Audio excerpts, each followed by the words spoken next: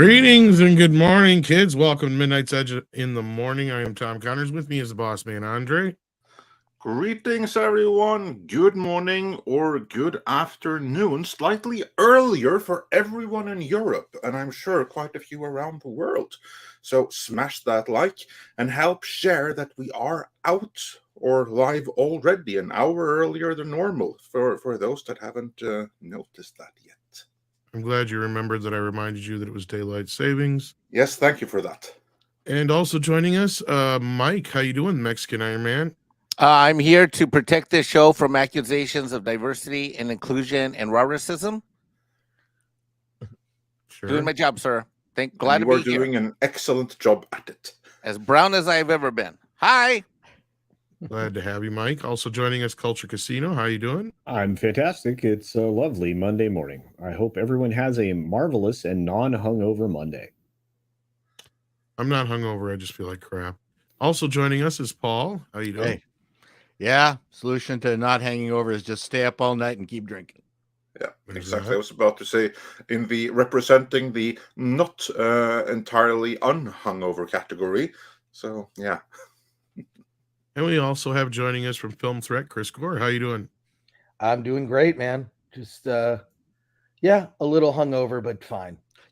Tom, you need to go. And joining us from LA. See, that's the cool thing to say. Oh. Not Film Threat. No one knows what Film Threat is. But from LA, we've got Chris Gore. See?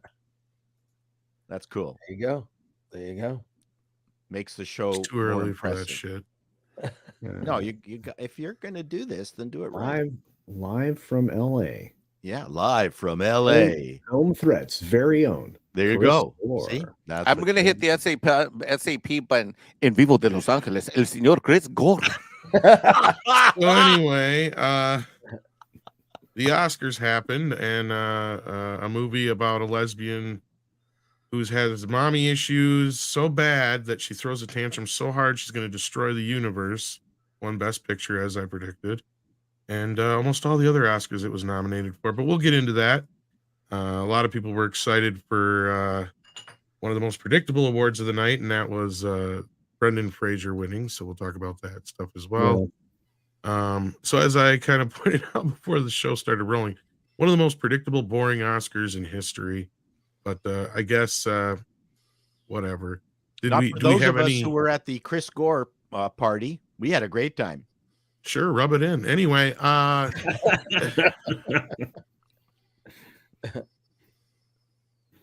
yeah, moving on.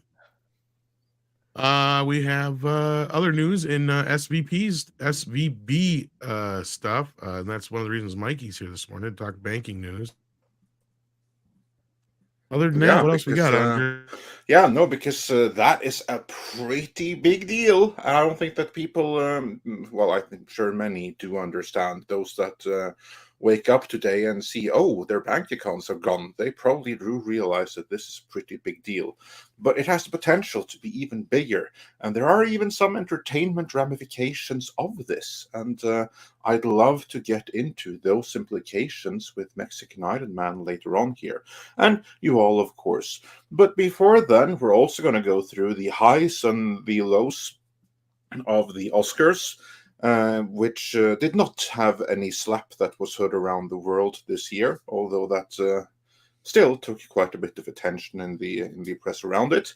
And before then, we also have the box office, which we are going to go through. One of the biggest takeaways being that, how is Scream doing, and what's Quantumania doing still, a few weeks in now? We'll get into all of that, but before then, I do believe we have some super chats, don't we? It does appear so. We have, starting with Lord Trinan here, we have $10. It says, miss the Oscars? Not really, you didn't miss anything. But heard they had some nice and even wholesome moments. There's a couple. Did they succeed in keeping out the politics? Probably not. Yeah. Shocked Pikachu face if they did, actually. But Wait, it won't hold my breath. Did you? No, I didn't get a chance to. Can I finish the super chat first? All right, sure. Well, just go ahead. It don't matter. No, but like, okay, so if you want to talk about it, it's I thought it was boring and uneventful. With some highlights, Kihei Kwan, I think, was probably the best speech of the night, and it was right at the top. And it was an amazing moment. I thought it was really good. In terms of mistakes, there weren't any mistakes or unscripted moments. A woman, and Paul, maybe you can remind me, who was the woman who tripped as she was walking up to the microphone? That was Cocaine Bear director Oh, that's Banks. right. Elizabeth Banks, like she nearly took a spill, and it was exciting for a moment. But I think this is actually what the Oscars wanted, was a boring, uneventful, simple. There weren't any major political speeches. Your typical stuff, but it wasn't overtly preachy. That was my sense. Now, does any of this matter? I don't know. I think audiences are over award shows anyways. But it's really comes down to the ratings, and I'm trying to find anything right now. So I'm just trying to find it can't top last year. It can't top last year. Last year got a bump, obviously, because of the slap, but there was nothing like it. I mean, and Jimmy Kimmel's speech at the top was surprisingly restrained. There were a couple chuckles. It wasn't overly funny, but I think he was trying to play it safe, and if that was the goal, he succeeded. That's my overall impressions. Everyone was told to play it safe. Everyone. They were read the riot act. Yeah. No political speeches. Yeah, which was refreshing. Really refreshing. Like I couldn't. It was actually shocking to not hear all that bullshit, because you got so used to it over the years. And to not hear it, I went, wow, this is like the old Billy Crystal era. Yeah, exactly. In fact, Jimmy Kimmel kind of stole a bit from Billy Crystal, where he would insert himself into the movies. They did that at the top where, Top Gun. Top Gun, there was the Top Gun thing, and Jimmy Kimmel was Meatball. That was his call sign. It was pretty stupid and safe, sort of just low-hanging fruit level of comedy, if you ask me. But I think that was by design. I think all of that was on purpose, and so they succeeded in doing kind of an uneventful, boring show where they gave out awards. And Kihei Kwan, him crying as he gave that speech was amazing. Same thing, although I will say Brendan Fraser's speech at the HCA's, Hollywood Critics Association Awards, was much better. Hearing, I feel like he felt rushed. I think all of them felt rushed to me. So, but overall, the Oscars happened and nobody got slapped. So there you are. So it would have been better if somebody had. Probably.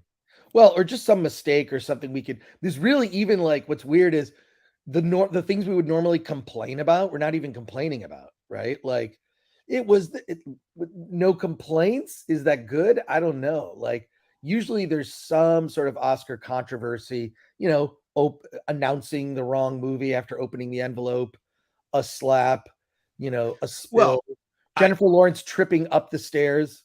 I thought that was reserved for presidents. I didn't know, or toilet paper on their shoes. Right. I think they needed to find a way to bring the Oscars back to some kind of equilibrium, because as I said in last night's show, that really it's all about the movies that the people who are watching it are cheering for. And number one, if there's no movies that they liked, number two, if there's only one or two of the movies that they actually watched, then we don't have the Miss America pageant, which is really what you want the Oscars to be. So if they can calm the Oscars down, make better movies, and as much as I liked Everything Everywhere, etc., it didn't have much in the way of competition. Yeah. So, I mean, in the video that I did today, I just seriously randomly just pulled out the Best Picture nominations for 98, the 98 Oscar show. And that was As Good as It Gets, The Full Monty, Good Will Hunting, LA Confidential, and another movie you might have heard of, Titanic. So I saw all those movies that year because I wanted to see them. No one was twisting my arm. I wasn't reviewing them. And that is the way the Oscars need to work. So you're rooting for your favorite film. And then, not always the best film wins, but certainly these are all movies that made money. Everything, Everywhere did about 70 million domestically. That's okay. But if you compare it to 1971's, my favorite comparator, The French Connection, it made $51 million domestically in $71. Wow. And way few, I mean, also the cost of tickets was a fraction of what they are now. So, yeah, I would say that Everything Everywhere, while I was happy that it won, is not going to encourage people to watch the Oscars next year. It's an art film. Well, it's also like there's a direct correlation. I found a chart. I'll have to look for it again, where they showed like the popularity at the box office versus and sort of paired that with the ratings of the Oscars. And you see, as the Oscars leaned more into art films, independent films, a couple independent films would always kind of squeak through, Sure, and get some recognition at the Oscars. Usually it would be screenplay or some award, but like they were never up for big. The Oscars, the ones nominated for Best Picture, were always the biggest movies. Yep. Most popular movies. So as soon as they skewed away from that, I mean, when we started our watch party, the Film Threat watch party thing, I asked everyone if they had seen how many of the 10 Best Picture nominees they had seen, and nobody had seen them all except for me. Most people had seen only 2, and Alan Ng, who's the editor-in-chief of Film Threat, saw 8 of the 10. Kira saw 9. Yeah, she saw 9, and she's in this Critics' Choice Association with myself, and she had not seen them all. But Chris, these days it's homework to watch these movies. It was not homework to watch Titanic, as good as it gets, Full Monty, Good Will Hunting, LA Confidential. None of those were homework. Right. They were fun. They were movies that you went to see of your own accord. So, yeah, I mean, it's that's really what's changed. We do a lot of homework on our YouTube channels now. Like, oh my God, I got to watch Blood Origin. Yeah, exactly. Or even like all the Marvel shows, which felt like homework to me. The Mandalorian feels like homework now. Yeah. I'm not watching it because I want to. I'm watching it because, well, people are going to ask my opinion about it. So yes, they have to. But that's not the way it should be. I'm looking forward to the Last of Us, which I haven't seen yet, and I'm anxious to see it. Like, I actually want to see it. I saw it last night. I think it's a very satisfying conclusion to this part of the story. Okay. The thing for me, and I've heard this from everybody, if they go down the route that the second game goes, and Joel is offed, right, in some way, I think a lot of people are going to check out. They're going to peace out on that show, because without him as the spine, I don't think the show is watchable. I just don't see how that show continues without, Pedro Pascal I think he's very good in this role. He's great in it. So, and the ending I thought was very satisfying.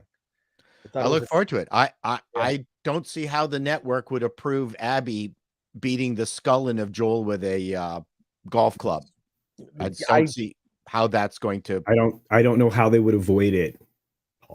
Well, they change it. They just change it. The game did this. Fans rejected it. They already have data showing that people didn't like it. I mean, they were loud. They have sales of. But I see where culture's coming from. They'll do it just to spite us. Yeah. Well, and they'll also do it because they do not want to be called on the carpet for being anti whatever. Yeah, that too. Mm-hmm. I think they've put themselves in a corner that they only probably just realized. It remains to be seen. I feel like for me, the story's over. The story's over. Ah. There's, he healed his way with the surrogate daughter, Ellie, right? Joel was on that journey. She was also on a journey to, survive in this world, just to survive, find someone she could trust. And they both kind of found what they were looking for. And so for me, I don't care about a season 2 for The Last of Us. I think the season finale of this is, I'm good, where the story goes from there. I don't know that it really matters. So yeah, I may just avoid season 2 altogether. Well, yeah, because I remember telling my buddy about it because he's never played the games and he was just gushing about the series and he's like, well, you haven't watched it yet? And I'm like, no, I have no desire to because I know where the story goes. And he's like, what do you mean? It's like, I'm like, well, if they follow the games, then Joel gets killed in the second. But you can still enjoy. I mean, I know the game, and I still have really enjoyed the relationship between Pascal and Bella. That's just been, there's different reasons for enjoying TV. Yeah, I think it's a very satisfying first season. But what I've heard is everyone who loved the game does not like the show as much. As a fellow gamer, Paul, I enjoyed that relationship too until they got to the second release of that game and destroyed what I appreciated about that relationship. Yeah. Well, that is the word on the street. Yeah. Yep. So Yeah. But it's not going to win an Oscar. Let's move on with the super chats here. I think we did a lot there. Next up, we have HyperGuyver2, who says for $5, unrelated, but I figured Andre would like to know. Chuck Dixon is working on a trilogy of Conan stories. The first just hit print. Yeah, I did see that, and I did know that Chuck Dixon, who is one of the great writers of the Conan comics, was working on some kind of Conan project. Like, we've been talking about that for a year now. So now we know what it is. It's not comics, but like original pastiche Conan novels, unlicensed and everything.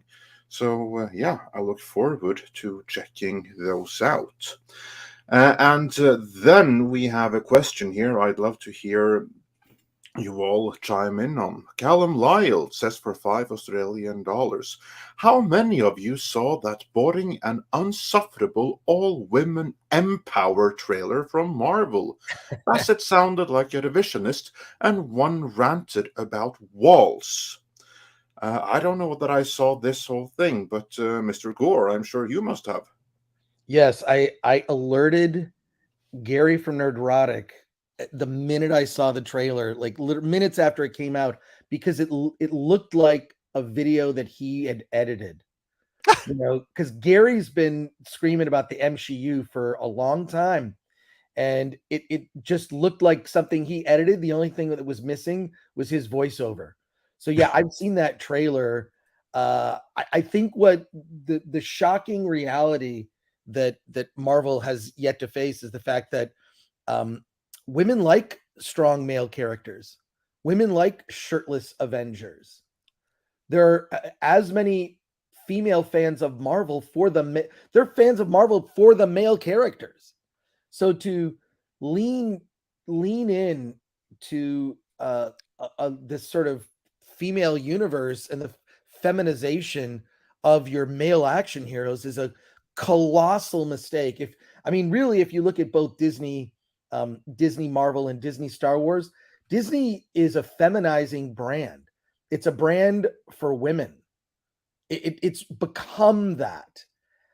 I don't know if there are just forces within the company that have steered it that way, but that's what it feels like.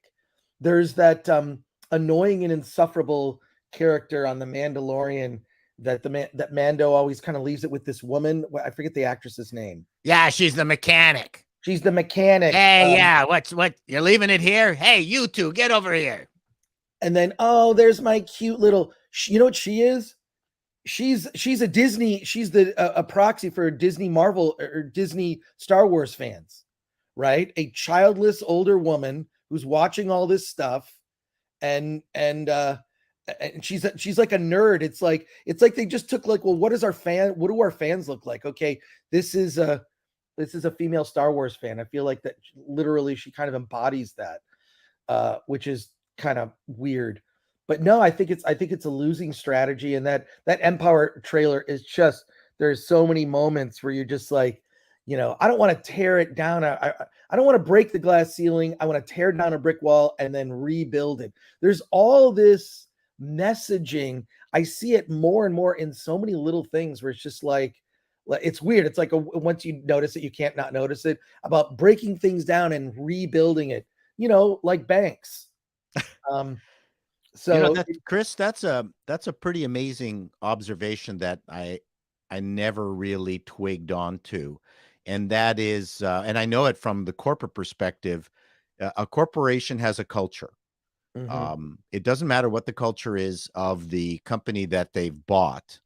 At some point, the purchaser's culture is going to overwhelm the purchased company's culture, even if they were bought for the purposes of that culture and the success that they had, creating stuff with that culture. They can't help it. So that's a very powerful observation, that Disney has always been female centric. So yeah, Iger bought Star Wars and Marvel because they wanted boys. But they couldn't keep their fingers off it. That's a very interesting premise. Couldn't leave it alone. I believe this was not this decision was not made lightly. I think it has to do with which decision, to buy it or to change it? No, not the decision to buy it. Like, I'm saying the decision to feminize it, because I believe that this is supported by data. But I don't think, but based on my experience, I don't think it's a decision. It's the culture of Disney can't do it any other way. It doesn't know what it's looking at. I've seen it. I've been in the middle of it, and I've seen the disruptions. This is why companies, when they merge, don't work, and no one can figure out why. And so Disney couldn't keep its philosophy off these properties. Just couldn't. I don't think it was. I mean, obviously you had that one woman, I can't remember, it was a black woman, who said, I'm going to make sure that every single Disney property is going to be gay. Right. Do you remember that? Not so secret gay agenda was her. Correct. Yeah. So, I mean, I think you're correct. That was, she was doing what she wanted to do. But Disney couldn't keep their hands off it. I think that's a phenomenal observation.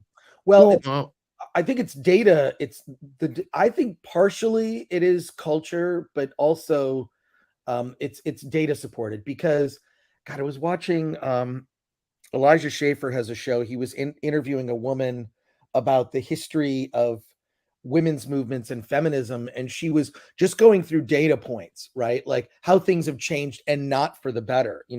The destruction of the family, many women sort of reaching a certain age, realizing, I've done the math. I won't be able to, not only won't be able to have kids, won't be able to afford to have kids.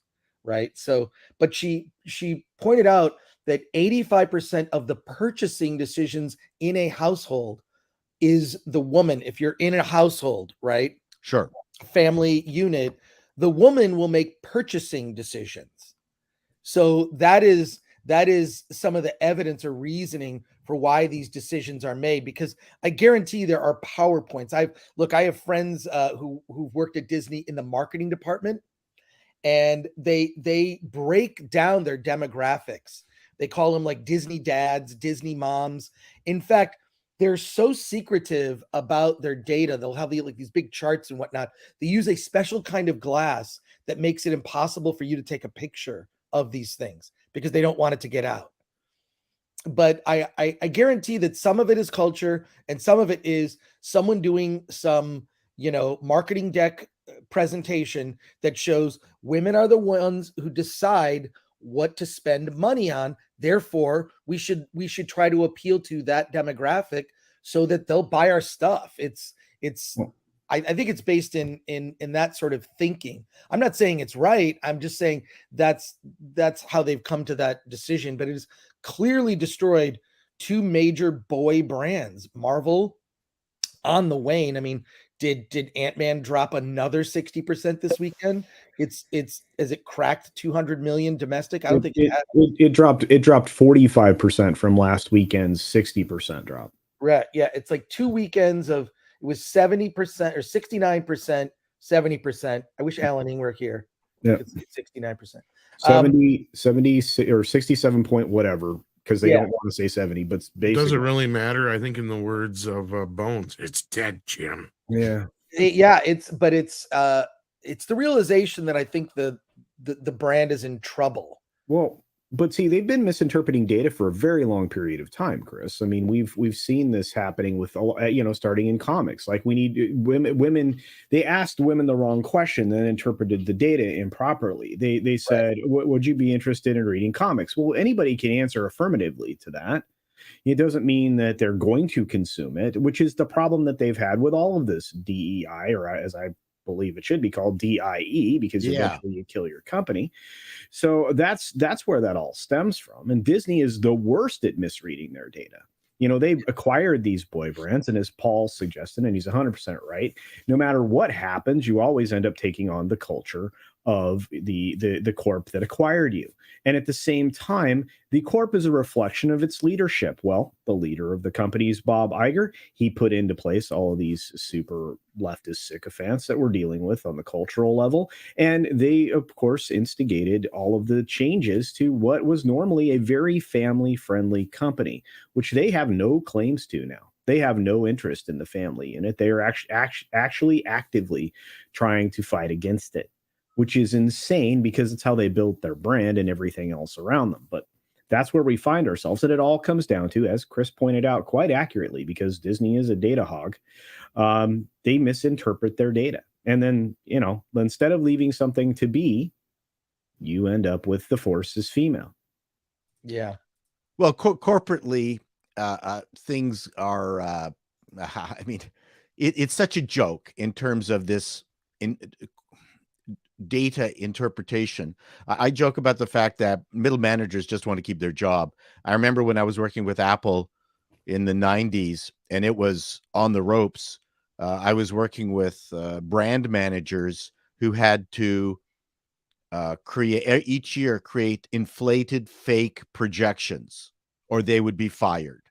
Now, they never met them, but they weren't fired for not meeting the projections. But they would have been fired if they hadn't of swung for the fences with the most bullshit numbers you could possibly imagine, because the management, I don't know what you would call it, Mike, but I mean, a front-loaded stupidity where they just wanted to report back to California that the Canadian division was like, oh, we're moving. Yeah, right. We're really going to hustle. And then when the numbers came in, no one got fired. So yes, management is well, I mean, it's a matter of crafting that at the front end, but realizing how to make it so, well, we encountered all of these barricades along the way, and we lacked company support in these areas, so we weren't able to meet these overly ambitious numbers that we were certain we were going to make. Well, or we pitched numbers that were impossible to make and never would get them. Unforeseen is a wonderful word. Unforeseen in circumstances. Yep. It's what killed Philips Electronics. So. It did. That's a real shame too. I think it was Canada's last major electronics brand, correct? No, Philips was Netherlands. Oh, was it Netherlands? I thought it was you guys. What do you make? The RIM. RIM was the. Oh yeah. No, you make maple syrup. That's a great Canadian industry. Yeah, RIM. Philips crippled themselves because engineers that they're really phenomenal engineers. There was no way for them within the company to make more money unless they jumped to management. Management was always paid more than the engineers. So if somebody wanted to make more money at Philips, there was a ceiling on engineer salaries. So then you become a manager, and then the company becomes this top heavy company with engineers that don't know how to manage people anyway. And then that became its downfall. RIM was BlackBerry? Yeah, RIM and BlackBerry, yes. Yeah. Research in Motion. Yeah. Research in Motion came to the BlackBerry, and I had friends who were there. Employee number 10 was someone I knew. I loved my BlackBerry. Yep. That was a hard phone to part with. Crackberry. Mm-hmm. Yeah, they blew it. They made one big mistake in relationship to the Apple iPhone, which I won't get into now, but I can tell you what they screwed up.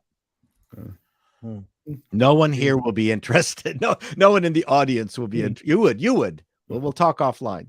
Okay. But speaking of screwing up, Marvel is screwing up several other ways as well, as Callum Lyle points out. It was the Monica Rambeau actress ranting about walls. Critical Drinker showed it, and you should have seen the faces. I don't think I've seen this video. Oh. Yeah, that's the line. That's the line where she says, I don't want to break the glass ceiling. I want to take down the brick wall and rebuild it. And in the trailer for Empower.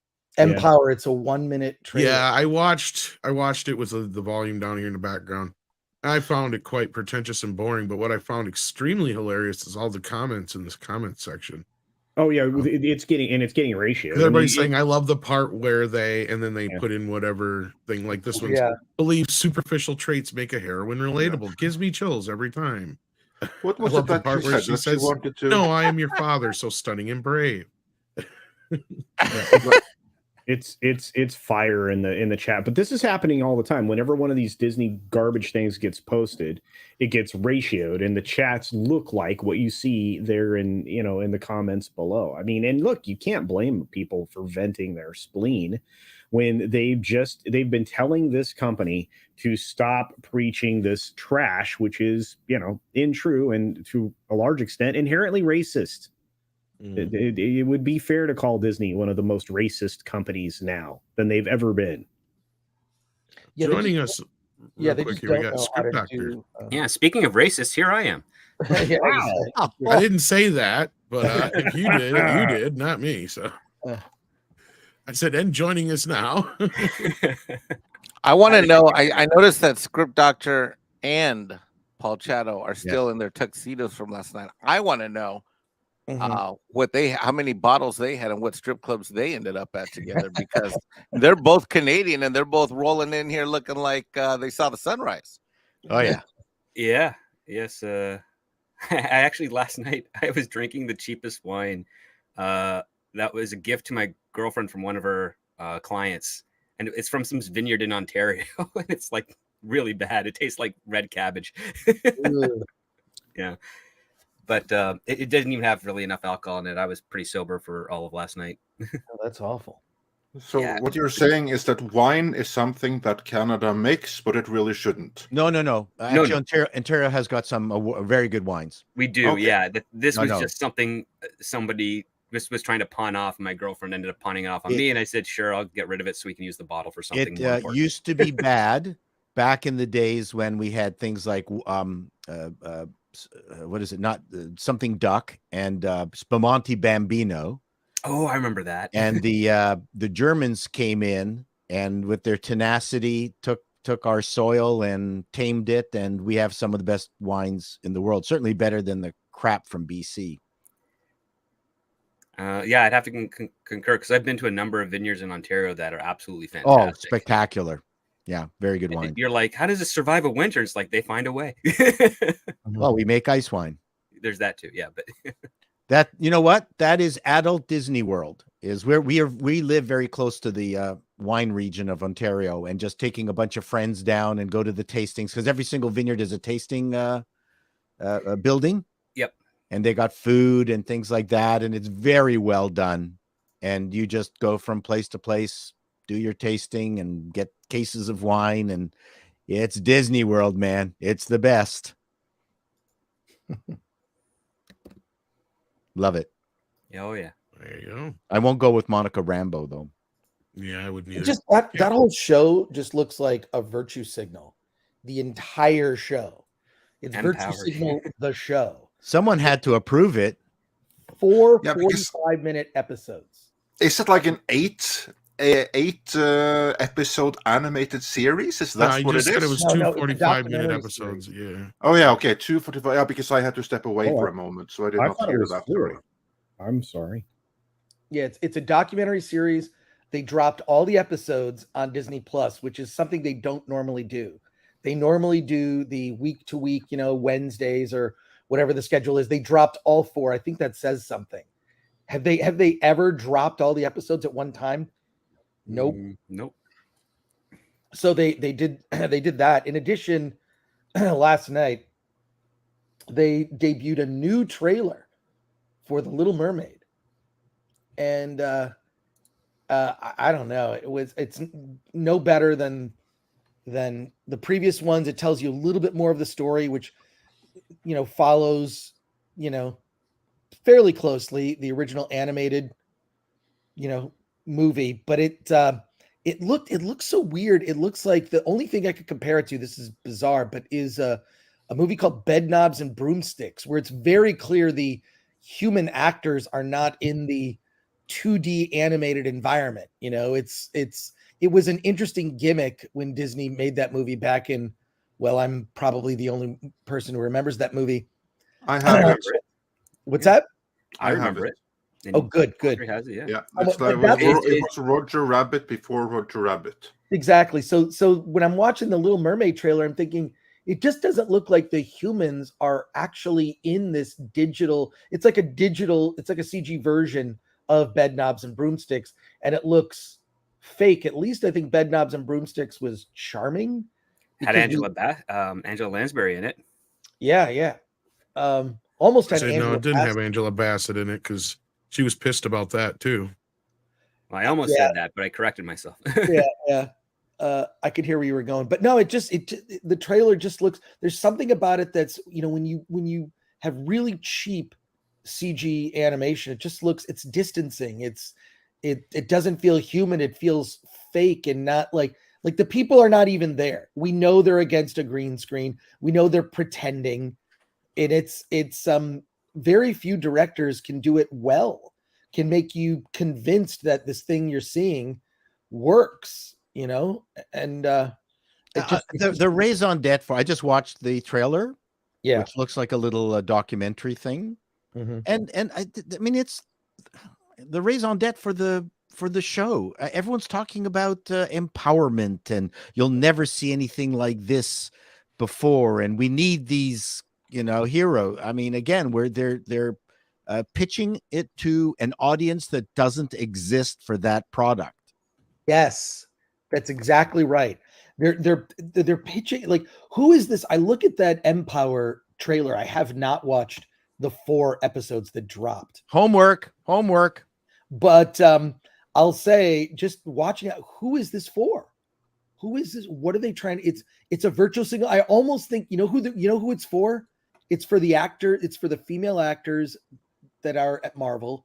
It's for all the female behind the scenes. Yes, that's who that is for. It's like, look at you're saving lives by making this TV show or movie, and it's embarrassing. It doesn't help the brand, but it's literally for the people that are in it. That's who it's for. It just seems so weird.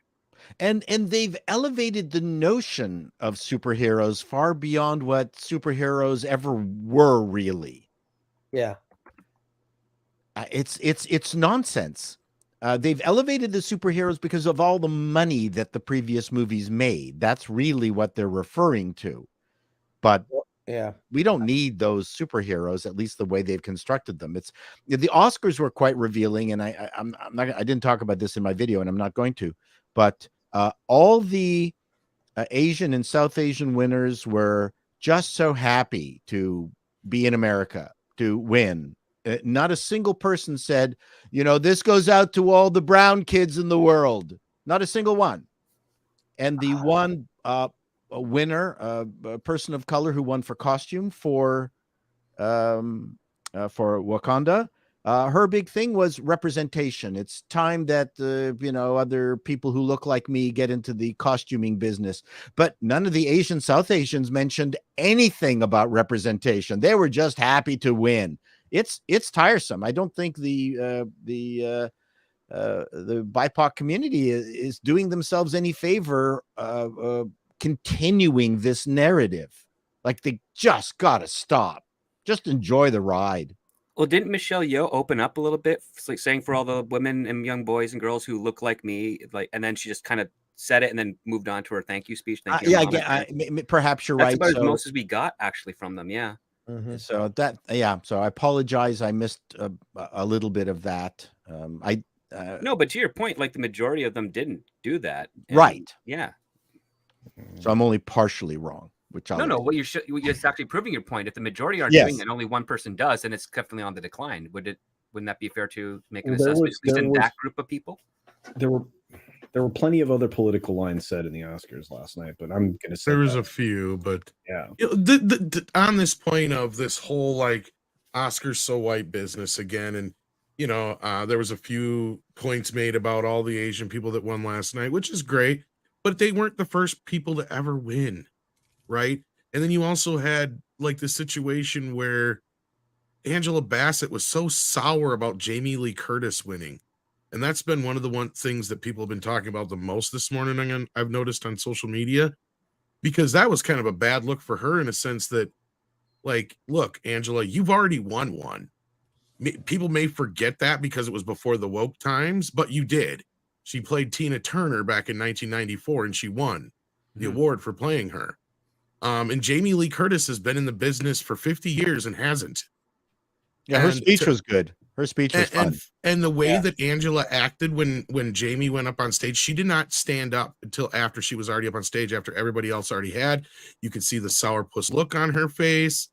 I can't wait for the headlines about it. At some point, somebody's going to ask her about it, and she'll say something about it. Now, she surely deserved it, and blah, blah, blah, freaking blah. I'm getting so sick and tired of this crap. You even had John Leguizamo going out there freaking out because there was no Latino representation in the Oscars, but yet he failed to give one example, right? We even had people, and I put a tweet out there where I was like, I've never seen a year in my life where so many self-entitled people have come out and said they were personally snubbed for Oscars. I'm just like, what kind of fucking people are these? I get it. They're the most self-centered people in the world. But even, in most cases, you don't see people going out there going, well, I should have won for this Oscar and I should have won for that Oscar. Sometimes they'll get asked about it and how they felt about it. That's one thing. Or if a journalist writes about somebody not getting an Oscar, that's another. But this whole self-centered bullshit about it being like, I should have won, or I can't believe I wasn't even nominated. And you saw it from everybody from the Woman King lady to there was a couple other ones too that mentioned it doesn't help anybody. No, it's getting ridiculous, and it's like, you know what? Why can't everybody just be happy that Jamie Lee Curtis won? And that getting back to my main point, she was great in that movie. Well, yeah. Well, my point was though, is how would have everybody reacted had Angela won, and one of the white actresses didn't stand up for her? They would be burning her at the fucking stake this morning, is what they're doing. Yeah, that's not, you're fanning some hypothetical fires. You're probably right, but I don't see the point in going down that path. I don't see the value in. Because it's an important point to make, Paul, because it's hypocritical for them to behave this way. But we're making hypothetical, hypocritical assertions, which, yeah, I mean, I agree with the hypothesis, but I think we just need to deal with. Well, then how about instead of arguing with Tom about that point, how about we all agree that Tom's right and that it's absolutely, because let me tell you this much, as a minority, these people are not doing any of us any favors out in the real world. All of these Hollywood types that are sitting here playing professional victim out here and using their race and their skin color, including especially John Leguizamo, who has had a phenomenal career in Hollywood and should be appreciative for it. He is not doing my brown folk any freaking favors, let alone you white folk any freaking favors. And the sooner that we all get together, white, brown, black, and otherwise, and call this crap out and put an end to it, the sooner that our society will be able to move forward instead of like banking off of this like perceived fake victimization guilt over something that no white folk really is responsible for that happened in the history a long, long time ago. It's a joke. It makes me sick. John Leguizamo is a piece of crap, and he is doing no favors for my people in entertainment or in the real world. I used to like him. Yeah. I have to correct myself. Angela Bassett didn't win. I guess she was nominated, but I swore she won, but I guess she didn't. Wait, was it 94? Yeah, I could have swore she won, but I guess she didn't. Wouldn't that have been Holly Hunter from the piano? It might have been that year. I think you're right. Because I remember the piano. Because I remember. I must have been having one of watched that those movie 100 times. what do you call it? Moments, Mandela effect moments. I could have swore she won. She'll win next time. Yeah. Well, let's be real. Wakanda Forever wasn't her best performance, probably anyway. I mean, she's done better in the past. I mean, she was just, like I said, Mikey's right. That was just a symptom of the problem. And that was what I was getting at. Because you even had, like I said, the John Leguizamo thing and all this other stuff. It's just getting ridiculous. And like, can't we just be happy? Well, they're they're already an entitled class. Why do they have to continue to prove it? Well, I mean, it also comes down to within the entitled class, who's the entitled class? Well, that's true. If you're an F1 racer and someone goes, boy, it must feel like you're going really fast. They go, oh no, feels like regular driving. Mm-hmm. Yeah, she won the Golden Globe. There you go. Yeah, I must remember that speech or something. Because I swear she given a speech and everything. Like, give why a am I lot of- having this Mandela effect? Like, what the hell? They give a lot of awards in Hollywood. Yeah, no, I know. And I forget about the awards. well, the Golden Globes also has two separate categories for the actors, so that also muddies my brain usually when memory comes to it. And we know Hollywood is hypocritical in terms of what they mean by diversity, which doesn't really exist in Hollywood. Exactly. Well, an award show that, I mean, it starts in January with the Critics' Choice Awards, then the Golden Globes, and then there's the PGAs, the SAG Awards. It goes on and on and on. There's the ACE Editor Awards. It's just for editors. There's so many award shows. It's literally 3 months of the year where, people going to these events. Award season. There's a reason it's a season. But two interesting observations. You may be aware of the Spirit Awards, the Independent Spirit Awards. Yep. Which is supposed to be for independent films. I found it very interesting that the Spirit Awards played on YouTube. It didn't even air on IFC. This shows you how far award shows have fallen as a genre. I mean, it used to be right up there. We were talking about this last night. It used to be right up there with the Super Bowl. It was the Super Bowl, it was the Oscars, and Miss America pageant were the three highest rated TV shows of the year. That everyone kind of stopped and watched those shows, and it was a connecting thing. I'm dying to watch your video, Paul. I haven't watched it yet, about the death of shared experiences.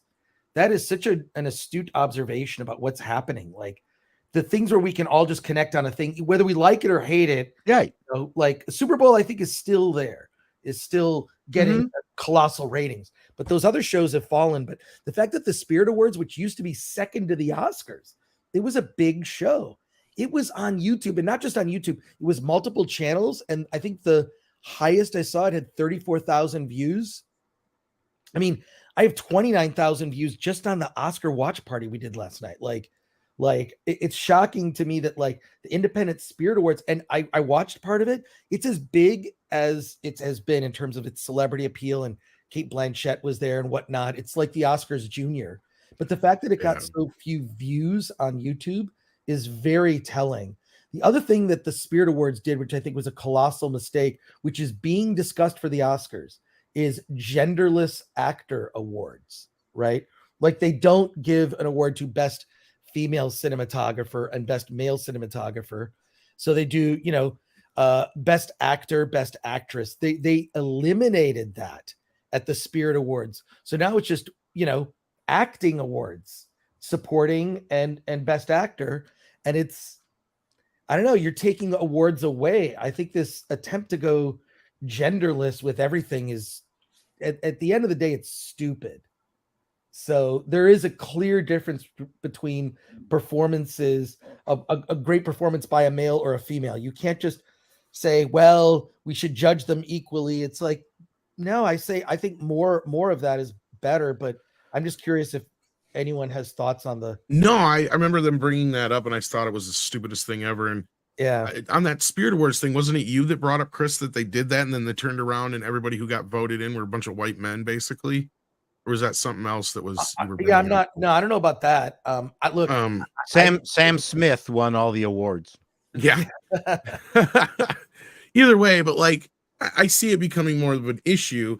And then as far as like that kind of a thing, it's like there's tons of awards that have been overlooked for years, especially for Oscars, that I'm like, okay, we should worry about those first before you start worrying about eliminating any other awards or adding any other awards to the mix. Because I mean, we've never had a best stunt award, which I think is long overdue, and a few other awards that have never even been talked about recently.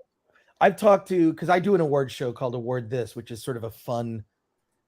We have fun at our award show. It's sort of a parody of an award show while also being an award show, and we award small indie movies, smaller than the Spirit Awards, right? And we talked about stunt, but the problem is, here's the problem, because I've spoken to actual stuntmen about this. They don't want public recognition. They don't want it because it breaks the illusion. If the guy who does stunts for particular specific actors, it gets out like who they are and what they look like, it breaks the illusion. So they actually prefer anonymity because it's part of the job, right? Is you're supposed to put the you're supposed to put the attention on the actual star to make it believable that they did all those crazy things. But in real life, they believe me, they get a lot of recognition behind the scenes and a lot of love from their the stars that they're taking risks for, right? Oh, I know they've lobbied for an award though for years too. On that note, that I haven't heard, but I have heard the stunt people that I spoke to said that they don't want recognition. They prefer to be anonymous because it would break the illusion. So I can see that for some, but on the note of all the token business we were talking about earlier, Callum Lyle sends in $2 and says, Oscar for best token casting goes to that's a good question. I don't know. Well, I mean, to the point of neutering the acting award by just getting rid of the gender, I don't agree with that, but I also don't want it to go in the opposite direction where you have best female and best male director and best female and best male composer and best female and best male screenwriter, because that's just too much. Because the concept with regards to the award show is that you're trying to celebrate the product, and there's only one aspect that is kind of divergent from that, which is the actors, the leading actors and the supporting actors. And the reason for that is because those four categories are also a representation of that product and their performance on top of it. So it's a 2-4, so to speak, with regards to that cast. So the more you try to homogenize it instead of diversifying it, you kind of you're breaking it down so much to the point where not only are these award shows going to be longer than they should be anyways, but it's going to be itemized so specifically that it's not really going to be representative of the product that's up for the award. Well, I was a little upset last night, and I'm sorry, this is a little off topic script, and I apologize, but that again, you have a leaning into tokenism in a way, because Michelle Yeoh made an Instagram post that violated the Academy rules on commenting about somebody else that was up for an award in your category. That she later deleted that Instagram post, but it was widely circulated and, essentially was attacking other people that she was in competition for, namely Cate Blanchett. But the rules were not applied to her, which normally she committed what would be considered a disqualifying event. I mean, what was it? What was the post? Problem with that? She made an Instagram post just a few days ago prior to the awards, which you are not allowed to do. And if I can find it, I'll go looking for it. But she basically broke the rules, and it was ignored by the Academy. So what was the concept? But what was it that she said there? Did she say like, yeah, Cate Blanchett is a shit and overrated actress, or what? No, but you know what? I'll find it. I'll be right back. But I get what Culture's saying. I'm sure you're not supposed to be saying anything disparaging about any other nominees or members or anything like that on when it comes to that stuff. But on the note of super chats and other things, I did get a PayPal, which is a rarity, and it was from a listener. I'm not going to give out his real name, but he wanted to remind us that today is dedicated to Uranus because it was discovered back in 1781 on this date. So today is Uranus Day. Well, happy Uranus, everyone. Yes. Yeah. Celebrate Uranus. Indeed. Indeed. In conjunction with the Oscars. In conjunction with the Oscars, which is actually kind of fitting. Then we got Glade Ribbon, who's also been a member for 7 months. It says, Hail Midnight's Edge and chat. Early reports on the upcoming D&D movie from early screening is that it is actually good, and reviews were hiding behind wokeism. Or weren't hiding behind wokeism. Well, the Dungeons and Dragons movie, a couple quick things. It screened once at South by Southwest. Alan Ng is currently in Austin, Texas. It did not get to see the movie, but it plays actually in less than a week. It plays this upcoming Sunday. If you are an Amazon Prime member, you can buy tickets to see a 2 p.m. on Sunday screening of the Dungeons and Dragons movie, basically a couple weeks before it opens. So tickets are available for purchase. So there you go. So that people are lining up. That tells me that they have confidence in that film. The fact that's what it sounds like to me as well. I mean, that's like where Hollywood is concerned. That's a pretty ballsy move right there. Yeah, so they're screening it early, which is interesting. There were those unfortunate comments about emasculating male characters, which I think was stupid. And I think that also people tend to overreact to stuff like that. I mean, I want to see the film. And I will decide for myself if I think that that's the case. It looks like they're just leaning into comedy. From what I've seen, it just looks like the stuff with Chris Pine is more of a comedic character than a traditional hero. Also, John Wick 4 screened a month before it also played at the South by Southwest Film Festival. And I can tell you it's for my money, best action of the series. So I've seen So you actually got to see it. Oh, okay. I was gonna say I've been hearing good things about it already. So yeah, I saw it a couple weeks ago. It's fantastic, but does it wear its running time though for being like close to 3 hours? 3 hours and worth every minute.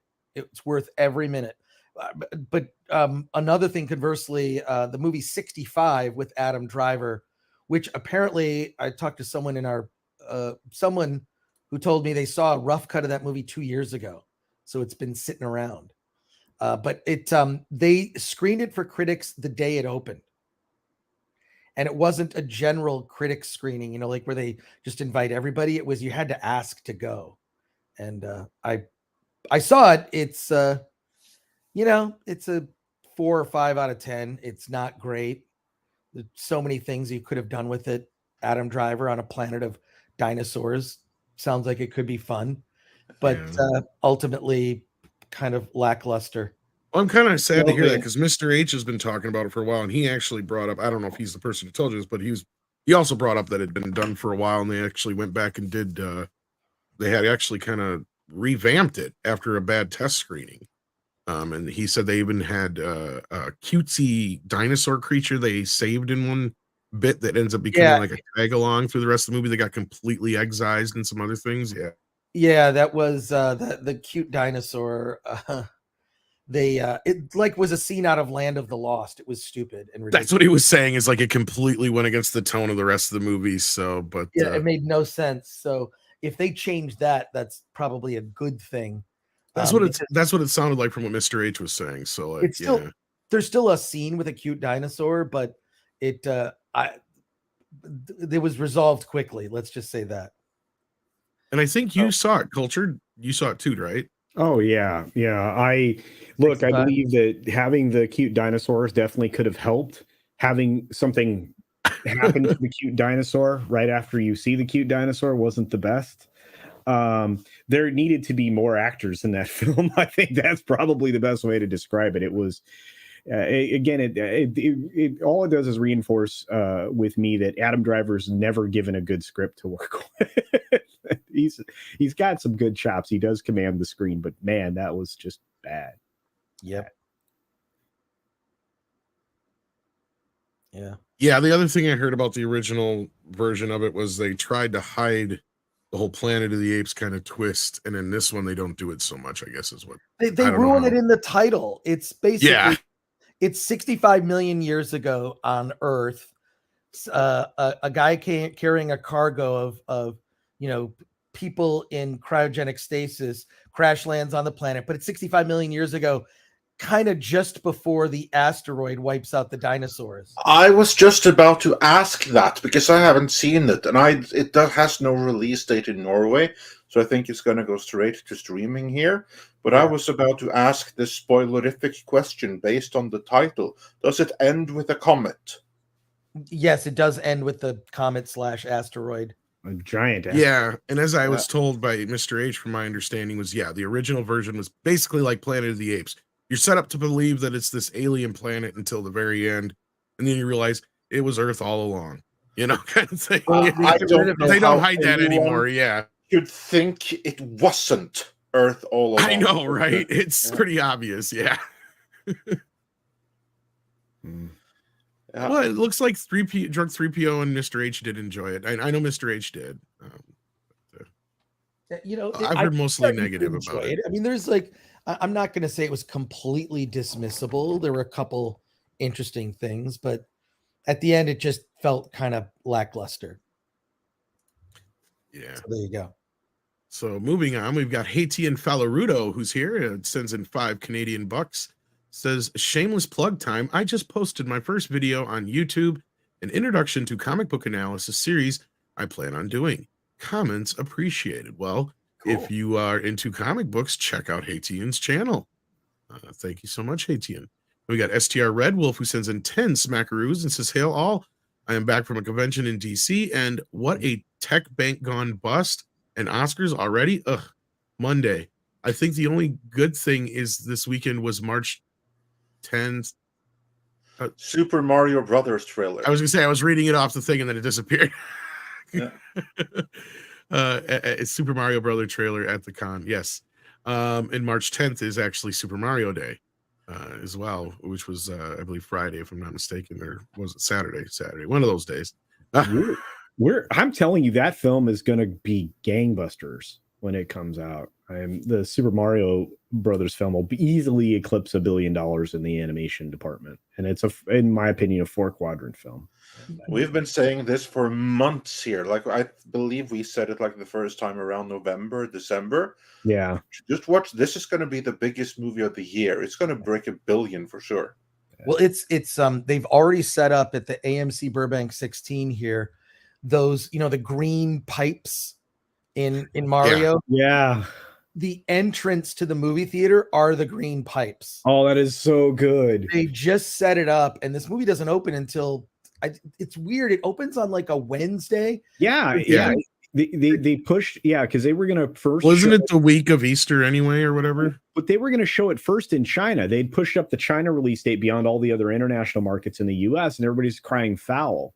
So yeah, Chris, it's coming out early. It's I think you're right. It is Tuesday. Coming out early. You can see they're doing midnight shows. I can't remember the last time they did a midnight show. So you can see it Tuesday night at 12:01, and then the following day on the Wednesday, it's screening all day. They've got matinees, and it's just yeah, you'd probably know better than me, Chris, but the first time I remember not going to a midnight showing was probably The Force Awakens, but there had to be some before that, I would imagine. Well, they stopped doing that because they realized people just don't what's the point. So now movies, even though they say the date is Friday, movies open on Thursdays. They open on Thursdays at 7 p.m.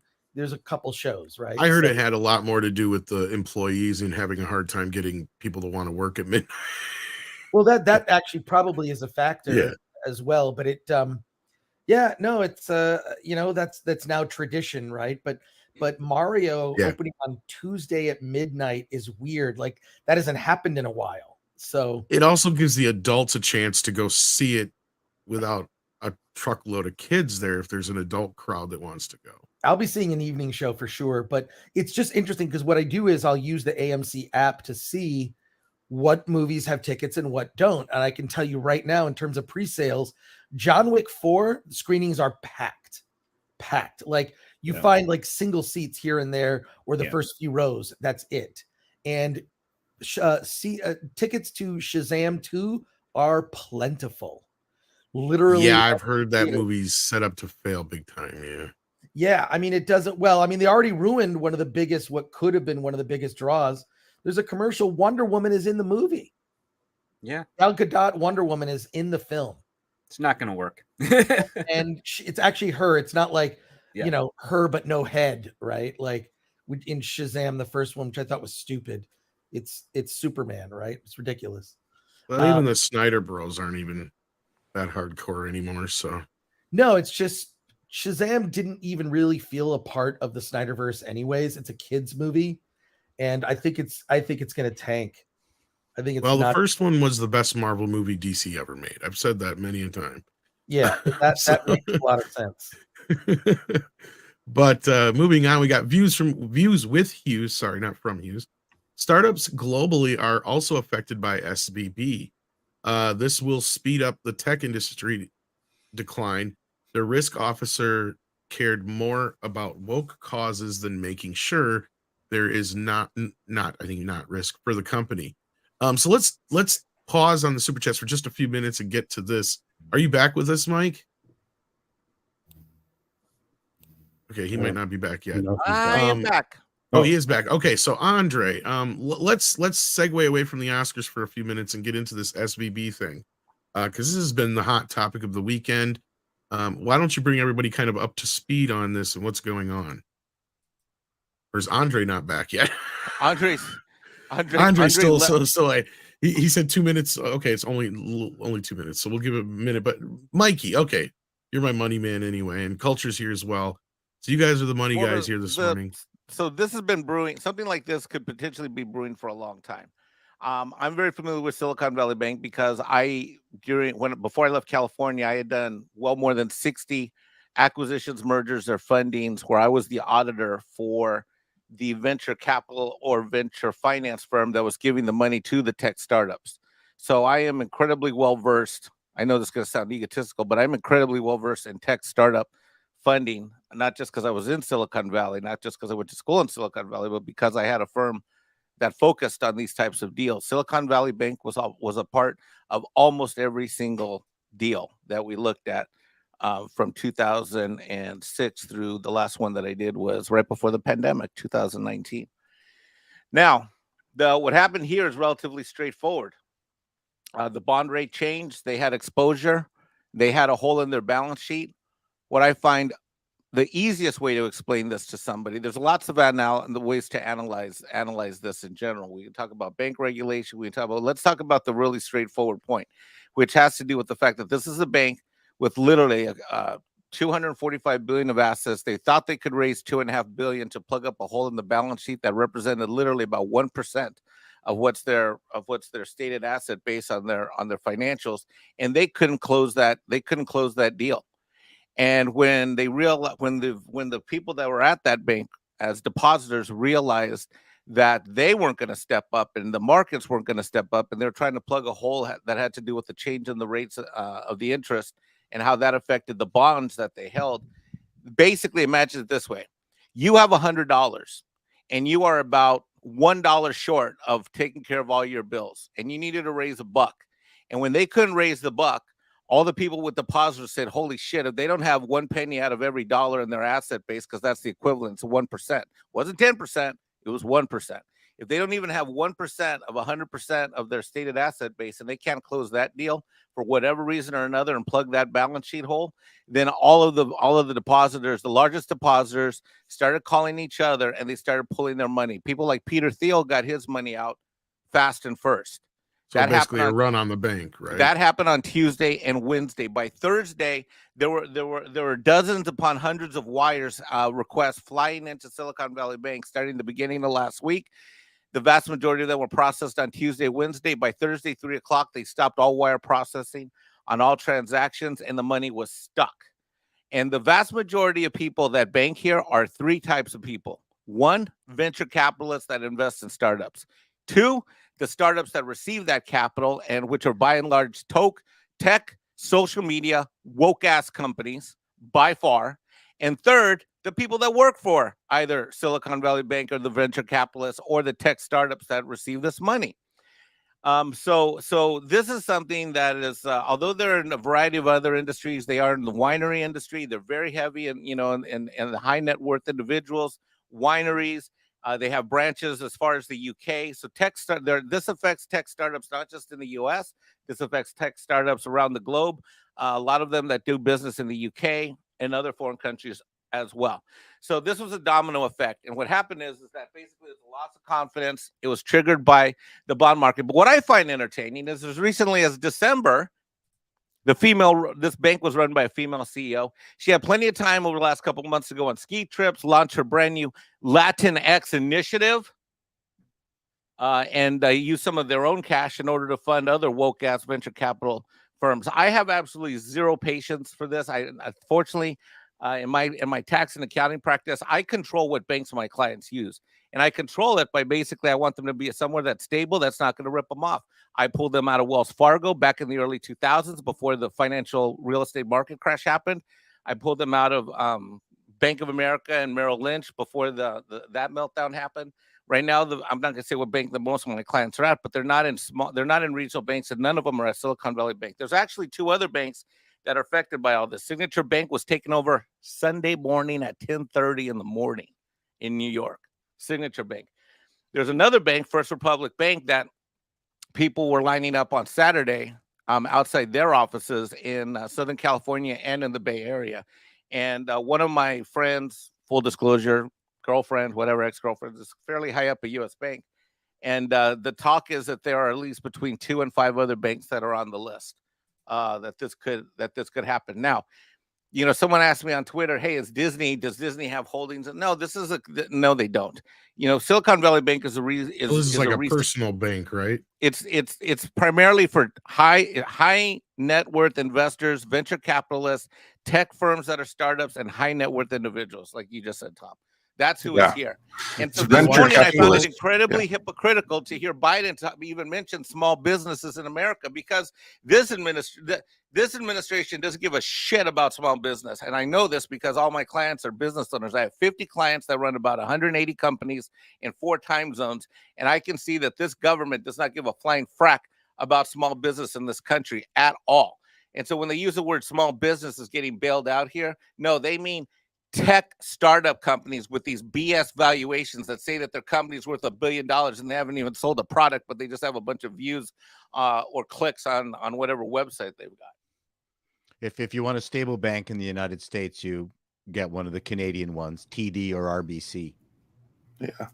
But here's the thing, though, that this bank by default was stable in a sense, wasn't it, Mike? Because it was. From what I've read about this is kind of parallel to Chernobyl in a way. It wasn't one thing that happened there, and it wasn't one thing that happened Is it here. recoverable? It was multiple things that had to happen all at once in order to produce a bank run that we saw here, because really it was a bank run that did it in. And in order for a bank run to happen in the first place and to be able to topple the bank, a few conditions need to be in place. As you said, the bond market, they were heavily into the bond market. Why were they so heavily into the bond market? Well, that is directly tied in with the interest rate, which again is tied in with inflation. So here you have macroeconomic factors that lie behind it that kind of like set the stage. They had to be at the levels they were in order for this to play out the way that it did with the bank. And yeah, Mike, I'm very glad that you clarified this particular thing about exactly who the clients are here. These aren't your mom and pop businesses for the most part. These are tech startups. These are woker than woker businesses. I heard a rumor that one of the clients is the Prince of Canada, the one who wrote his book Wah, on instruction from his wife, Meghan Markle. And he apparently lost millions upon millions of dollars, and so did many other Democrat donors. I thought it was very weird why the current administration would go out and say that, oh, we are going to cover all the losses. No one is going to lose anything here. I was thinking, That's setting a very weird precedent. You usually have like this cap at $250,000 for a reason. And here you're going to ignore that using taxpayer money to bail out, obviously not mom and pop stores, but now it makes perfect sense why they would do that for this particular bank. I don't think that any other bank, like if a genuine mom and pop bank or store were to lose their everything they have. Well, if I can, Andre, And the just next because bank what you're run. saying is like, because this is what kind of made me worry is culture was going off, and I was joking with him. I said, quit scaring me like left media. But like I bank through a what you would call a small town bank, right? And you know, because we've dealt with certain things on the other end of the day, they're not like this big conglomerate bank. So culture kind of had me worried in a sense that I'm like, should I worry because my bank isn't like Wells Fargo, for instance, or some other, you know, institution like that. So that needs to be clarified too. I think you're right, because Yeah, Tom, can I tell you what your worry is? Your Yes. worry should be this. This is the one thing you have to worry about, and that is that all of the other clients in your local bank feel the same way as you do, that they start worry. My bank is a little local bank. It has none of these huge things. Maybe I should go and take my money out of this small local bank. and this is what starts to Everyone run. feels that way. That's a bank run that's going to topple that local bank. Because yeah, there's no bank that usually has the cash assets on hand to handle a run, none. basically. Yeah. None. Okay, but let's dive into this. And again, I didn't mean to scare you, Tom, and that's kind of not what I was pointing everybody at. One of these No, but I banks- had to crack the it's- joke. But still, it's fine. But Mike, one of these banks, or two of these banks, Silvergate, I believe, was also pretty deep into crypto, right? Yes. Okay, and they essentially having two of these three banks that are being taken into receivership by the FDIC. I think that's the proper terminology. They're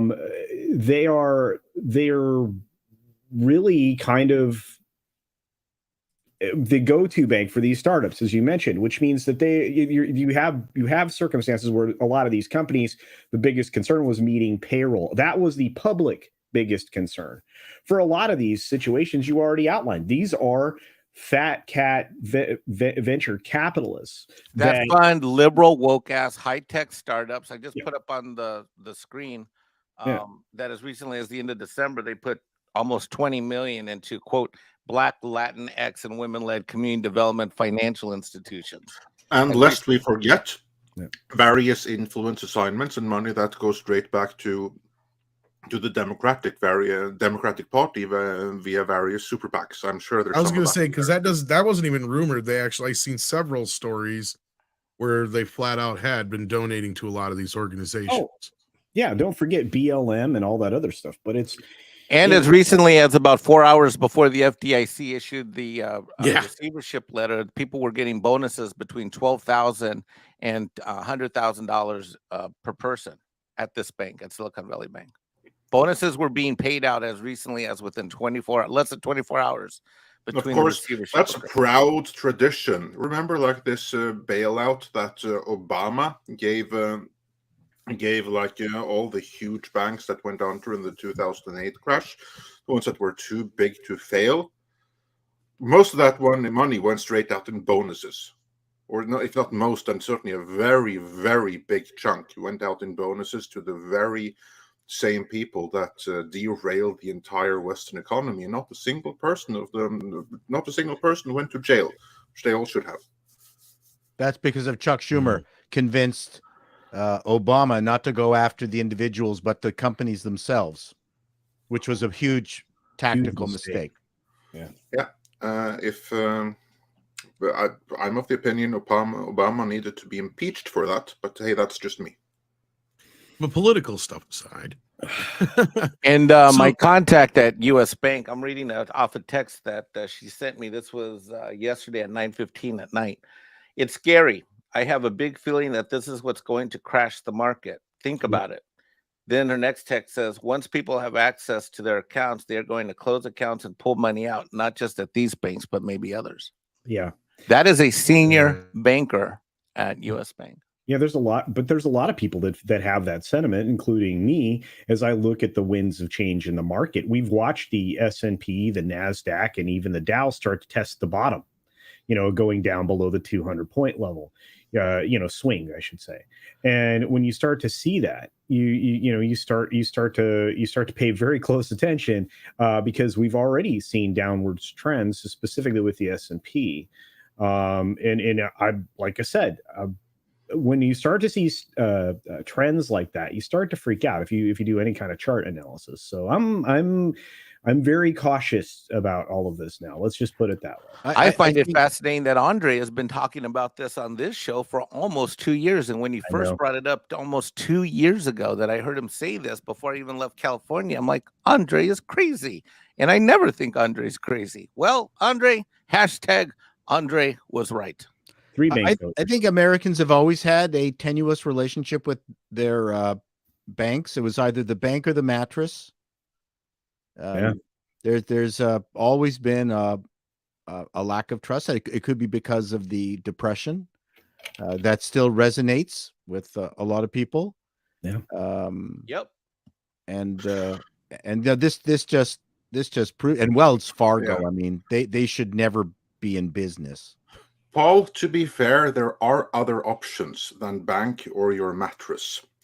Because I would never advise anyone what to do. For that, you need to speak with a financial advisor to find out exactly what is right for you. But for those who are in the privileged position where they don't live paycheck to paycheck, good alternatives are commodities, gold, silver, property. All these are alternatives to bank and the mattress.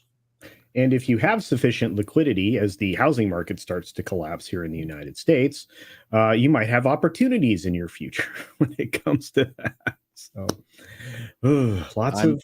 I'm putting everything into designer popsicle sticks. Oh, there you go. How does that work? Never mind. Don't even tell me. It's just something that came out of my fevered mind. Don't ask. So I thought I heard you were going to say something, Chris. Do you have any feelings on this whole banking situation? Yeah, I think we're fucked. Buy gold and silver. There you go. I suggest invest in movies because it's always a solid investment. Yeah. Well, you're not you're not 100% wrong, Paul. And I don't mean like actual. I know. I mean, I know what you're saying, but look. I mean, in some cases, some of the things that might actually be worth something if things were to crash are not necessarily some of the things you would think. But no, it's true. We'll see what happens if this goes any further than this. Well, Culture, what did you want to add? Anything more to this? It looks like you just popped up. Just at all the signs of stability in governments around the world have been there for a while, and when the $1.99 things start to screw up and you start to not have access to those like we started to during the supply chain issues and everything else, and then you have rampant inflation, you have clear corruption in various areas that can be easily pointed to and have been substantially documented, you're starting to lose even more faith in the institutions that keep all of the stuff running. It's almost as if it's like everybody. I mean, I'm a capitalist, but the profit taking of some of these companies has been egregious. They've taken government money and then, rather than, use the money properly, they use it to buy back their stock. Mm-hmm. Yeah. And we're starting to see, and Joel Reese points out in the chat, something that I wanted to mention is this. There was a recent study done that was published in one of the legitimate news sources. I'm using quotes here, folks. That stated that there was nearly 50% of Americans earning over $100,000 a year that were living paycheck to paycheck. Right. That's insanity. Yes. Well, and that's why it's really hard to feel sorry for people that are like in the SVB situation, but it's scary because will it affect the rest of us? That's the bigger problem. When you got stuff like what Mike just said, that does kind of give you pause because it does make you wonder where we're sitting here when inflation's going off the charts and everything too. But Andre's statement that this is a dangerous precedent, to set, bailing out these banks in Well, we've particular, seen it before too, but yeah, sorry. this is a massive problem because you're back to this too big to fail stuff. And Well, there's two sides to that actually, because one thing is bailing out banks that honestly, and we know this in retrospect, would have been better off if they had been allowed to fail. Right. Would have been better for everyone. But that's not what they're doing right here. They're not bailing out the bank. The bank is being taken over. What they're bailing out are all the customers of this particular bank. My question is then, well, what about the next bank and the bank after that and the bank after that? Because they're not going to be able to afford to do that right away. I just want to highlight a super chat here, which goes to that point. STR Red Wolf says for $5, Andre, per NPR, the full coverage will come from FDIC reserves, not taxpayer money. That's only partial. Yeah, that could very well be accurate. I think somebody said earlier they only cover like 250,000. 250,000. Yeah, and that's exactly what I mean, because if this administration is then saying that no, we're going to cover all the losses, then all of these losses come from the FDIC reserves, and that's a hell of a lot more than 250,000 per customer. I read somewhere that the average was like 2.2 million, and that's just the average for everyone to get that out of the FDIC reserves. You know what that means? That means there's a lot of people out there who ain't gonna get their 250,000 next time around. That's my worry with this. So, Mike, do you believe in bank regulations? Of course I do, but there's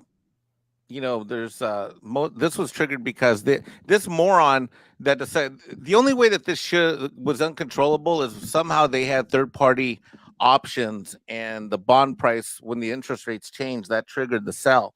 Because from what I read, and I don't know this for sure, but if they merely saw the rates change and then they said, okay, well, we're just going to sell our position and we're just going to say that we need 2.5 billion and we're going to get it covered with a short fundraising capital raise, that's incredibly arrogant and stupid. That's like doing it to yourself. That's promising two people you're going to give them $1,000 and you've only got $500 in the bank. And that was what triggered it, because when people found out on the board and their large depositors that they didn't even have, they couldn't plug a hole of literally the equivalent of $1 out of $100 worth of assets. That's what freaked people out. They're like, well, if they can't cover $1 out of $100 worth of assets and plug that balance sheet hole, well, shit, we better take our money out of this. And that's when the wires started flying. And it's $100,000 insurance per account, up to $250,000 per depositor at any bank. And so what I do with my clients that tend to have a lot of cash, I have them at multiple banks. I have them with $100,000. I have a client. I'll give you an example. The guy that does work for 24 Hour Fitness, he's at Chase, he's at Bank of America, and he's now going to First Citizens Bank, where he's opened up his third set of accounts. And no time does he have any more than 100,000 in any one of his accounts, and he's got probably 7 or 8 accounts at 3 banks. That's smart. All right. Well, this will be definitely something I'm sure we'll be talking about in the future as it unfolds, especially if it has anything to do with entertainment news, as some of these people I'm sure are in the entertainment sphere. I'm sure things will come out as we learn more about this situation, but we are going to be losing some panelists soon, so let's get to some super chats here. You guys have been extremely generous this morning. Thank you so much for that. Yeah, I'm at it too. So let's start with Paul and Chris's super chats here as we go along. Let's see here. I can find one right away. We got one for Chris I can see right away. ActionCom says, Chris, good call with the shorts. An Irish goodbye. It took the award last night. So you called that one, evidently. Yes, he did. So did he step away? I'll speak on Chris's behalf. Yes, I called that. I don't think he sounds like that though. I'm working on my Chris. That's not even close though. Like he's a much more buttery voice than that. It's a good Harvey Firestein though. That's pretty good. I can do a very good Harvey Firestein, that's for sure. And all I know is that there's almost 2,000 people watching, and we have under 1,000 likes. So do hit that like button, please. It doesn't cost you a thing. Nikki D sends in $5 for Mr. Chato. It says, I nominate him to be host for next Oscars and future award shows.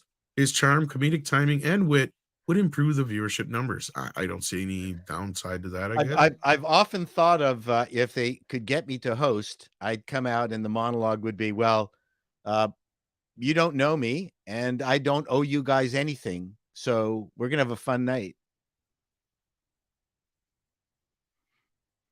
I have no chits. I don't have to impress any of you here. Of course, Ricky Gervais then just that's right. You could go full Ricky. It'd be amazing. Go full Ricky. And Calton Lyle says, the woman you said, Chato, she's the one who wrote that Proud Family episode. Oh, really? Oh my gosh. The woman at Disney. Wow, she should be proud. I saw a woman of color, as a matter of fact, completely disassemble the statements and assertions made in the Proud Family. It was pretty nasty. Now, no one's going to watch her. Well, quite a few people watched her video, but in terms of the propaganda based on her knowledge, I don't have American history knowledge, but she was she pretty much put that thing to bed. What unbelievable silly writing in the Proud Family. Anyway, it's not my cartoon. If it's Sailor Moon, Japanese girls and semi-porny stuff, I'll watch it. But semi-porny, not porny, but semi-porny. Yeah, well, Sailor Moon, everyone knew that, those skirts were just a little too short. Kenneth Dowling has a two-part for Paul. Oh, okay, a two-part. As part one to Chato. With all due respect, I have a bone to pick with you. Uh-oh. As long as it's not Gavin's. In one of Tilu episode, that's The Last of Us. You called Joel weepy in the camp before he left. I strongly disagree with you. Understand this, and he goes on. Okay. Joel is a man who is still grieving his daughter, his lost daughter. He's having a midlife crisis because he's in his 50s and he's talking to his brother, whom he believed was dead. He's trying to be as strong as he can. No offense. No offense taken. It's just a director's choice. I think you could have had that emotion with a bit more teeth gritting. That's all. That's just a choices. The text was good. I didn't object to the text, but I thought he performed it a bit too weepily. So there you go. But I'm right. Agree to disagree. Kino Review says, for Paul, as promised, regarding flat earth and 4D chess comment on Twitter's. Cheers. There you go. Ah, yes. Thank you. So let's see what else we got here for you. I'm very popular today. Yes. It's good for my that one's for both you and there's a couple for both you and Chris, but Chris had to step away for a minute, so I'm gonna try to hold those off till very last if I can. If not, I'll just bring them up again if we have to. But Chris is away on a phone call for a moment, and we only have you for a couple more minutes. So you know what? Let's just do them twice. Yeah, rip the bandage off. So if you're listening, 6, do not take these away from me. The incompetent and unemployed Alex Kurtzman has one for Chris and Paul. There's 3 of us in script as well, and the rest of the panel, I guess. Should Oscars for popular film and artistic films be based on budget tiers? Would that not solve part of the issues? This is actually a pretty pertinent. Is that the word I'm looking for? Pertinent. That's the word I'm looking for. Question when it comes to this, because that should they kind of level the awards as far as like by budgets and stuff like that? What do you guys say to that? That's a good question. Let's start with you, Paul, and then we'll go to script. I would say no, only because people who are really competent can make something that looks really a lot more expensive, and they should be rewarded for that.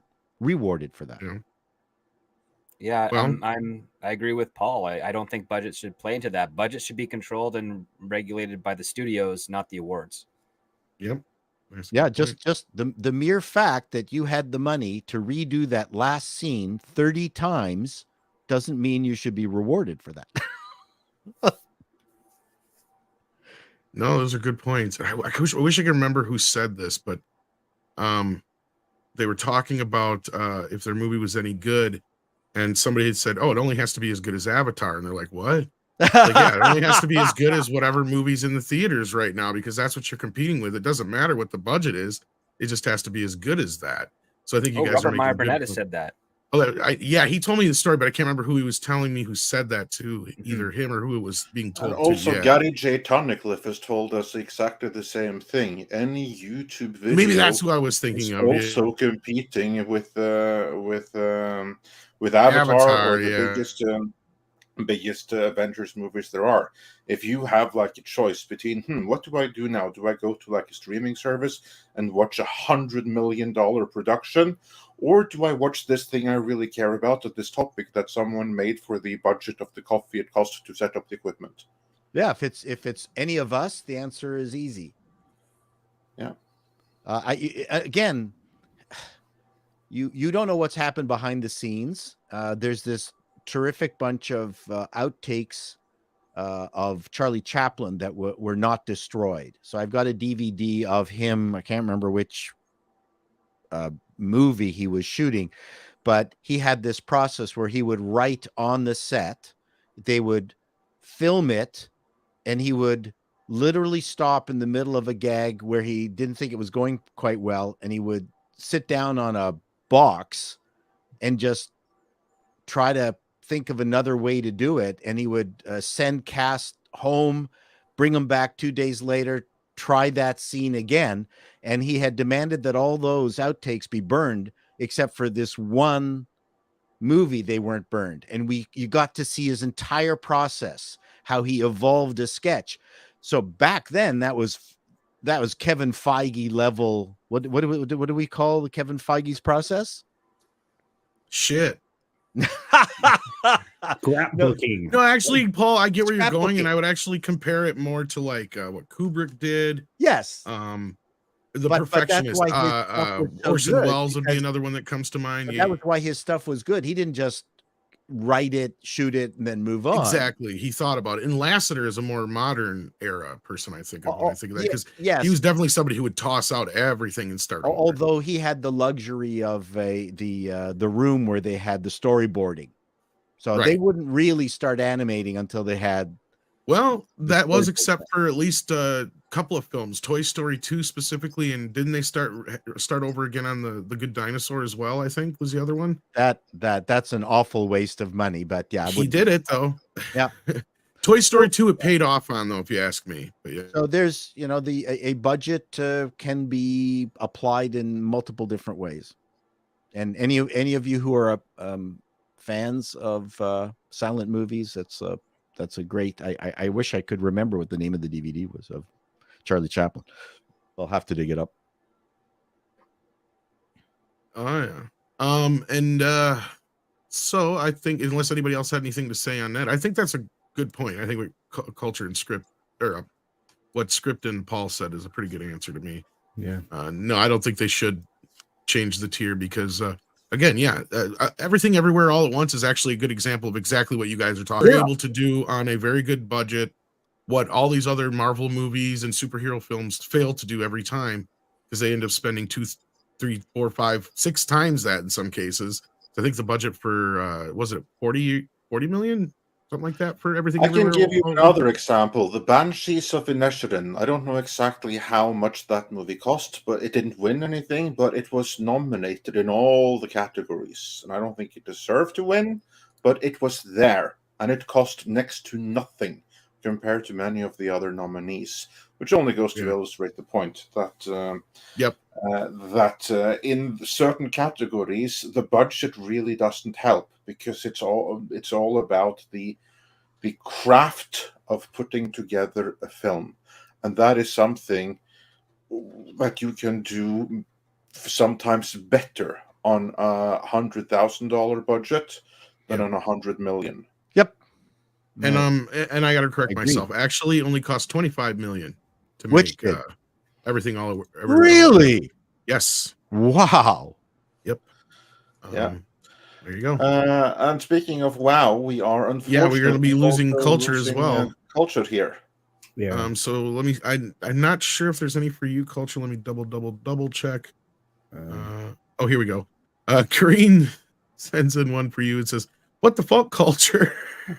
Michelle Yeoh deserves that Oscar. She's one of the most hardworking actresses, doing all kinds of movies over 30 plus years career. Kate B have like 3 Oscars. I have no arguments with this at all, Karine. I agree with you. She definitely deserves Okay, it. what this is this referring back to the whole rules. speaking? Yeah, okay, rules. so you went and found this. So real quick before you leave us, because I know Yeah. you were actually over time now, because you did the footwork on this. So what is this deal with this whole rule? Because you did all the research as well. Oh, okay. You can actually find this. I saw this. This is about 3 or 4 days old now, maybe 5. Michelle Yeoh made a social media post, which you're not supposed to do, calling out another person's performance. She was, as somebody might suggest, that she skated the line. This article came from Cinema Blend originally that I pulled up, but there were many articles based on this. I mean, she technically went after 4 women. Yeah, exactly. Which you're not supposed to do any of that. There's very specific rules. The rules actually were published by the Academy this year, and under Rule 11, she violated these particular things with this particular Instagram post. And I'll read all 3 of the subheadings here. You are not references to other nominees. A, ads, mailings, websites, social media, including Facebook and Twitter, or any other forms of public communication by anyone directly associated with an eligible film attempting to cast a negative or derogatory light on a competing film or achievement will not be tolerated. B, in particular, any tactic that singles out the competition by name or title is expressly forbidden. C, in addition to reserving all available remedies, Academy members who are found to have violated this regulation will be subject to a 1-year suspension of membership for first-time violations and expulsion for any subsequent violations. You just cannot do what she did. Well, let's let the audience know what she did. I have the quote right here. Yeah, please. And she says, "It's been over 2 decades since we've had a non-white Best Actress winner. Will that change in 2023? That's what she said. Yeah. Now, the thing is that from the Hollywood perspective, especially from the Academy perspective, they can definitely argue their way around how that's not a violation. Yeah, I can see that. And they absolutely will. But because it was seen as a violation in many circles, what did she do, Script? She had to delete the post about 2 hours after it was posted. There you go. So there's a longer post here from her. Detractors would say that Blanchett is the stronger performance. The acting veteran is indisputably incredible as the pro-life conductor Lydia Tarr, but it should be noted that she already has 2 Oscars for Best Supporting Actress for The Aviator and Best Actress for Blue Jasmine. A third would perhaps confirm her status as an industry titan, but considering her expansive and unparalleled body of work, are we still in need of more confirmation? Meanwhile, for Yeoh, an Oscar... okay, this is something... That's not from Yeoh, that's from the journalist. Yeah, the journalist. Yeah, sorry. Yeah. That's all right. No, that's all right. So culture has to leave us. So is Chris. Yeah. And again, unfortunately, like you said, I mean, there are rules in place. Nobody has to play by the rules anywhere in life, apparently, anymore. Anyway, I appreciate everybody here, all of you out there in the chat. I had a great time today. Thank you for the super chats. Check out Culture's channel. Take care of yourself, buddy. I got to run. Bye, guys. And Chris, this was one that the other boys already answered, but real quick for you, do you think the Oscars should base the Oscars, do a different tiers for the budgets? That's that itself part of the issue. That's a really smart question. When I was doing Film Threat, the print magazine in the 90s, we had very clear distinction of we had 2 magazines, Film Threat magazine, in which we did movies with budgets in the millions, and then we had a spin-off magazine called Film Threat Video Guide, and it was anything below $1 million, and usually movies that were under 100,000, really small indie movies. I think that does make sense. A budgetary distinction matters because clearly more money, more resources, different level of production quality. So I would like to see that does that makes a lot of sense. But I kind of feel like there are certain award shows, for example, the Independent Spirit Awards, at least presumably you would think do that. They don't actually. They kind of cheat by doing these kind of, movies like Tar are actually, a part of the Independent Spirit Awards. That's why they coined that term Independent Spirit. It could have been made for tens of millions of dollars, but it has an indie spirit. I mean, they're not wrong, but what that does is that closes out movies that are under $1 million. And emerging filmmakers like Richard Linklater, Kevin Smith, who came from that. They came from movies that were made very cheaply, under $100,000, for their first films. So I would like to see that. I think that would be a great way to solve it. So there you go. Well, we all thought it was, better if they didn't, but they just left it. Well, you added the other wrinkle that I think there's a ceiling. Yes. I mean, there's a point at which it's hard to make something look glossy. Right. A cheap film is a cheap film. And that's one of the weapons that Hollywood uses to, keep everybody out, is that at some point you got to pay actors and you got to pay your techs, and nothing is really, really free. So yeah, I totally understand what you mean. Yep. Anyways, I got to go. All right. Well, did we have any more for Paul? I think we were caught up on yours. You're caught up on me.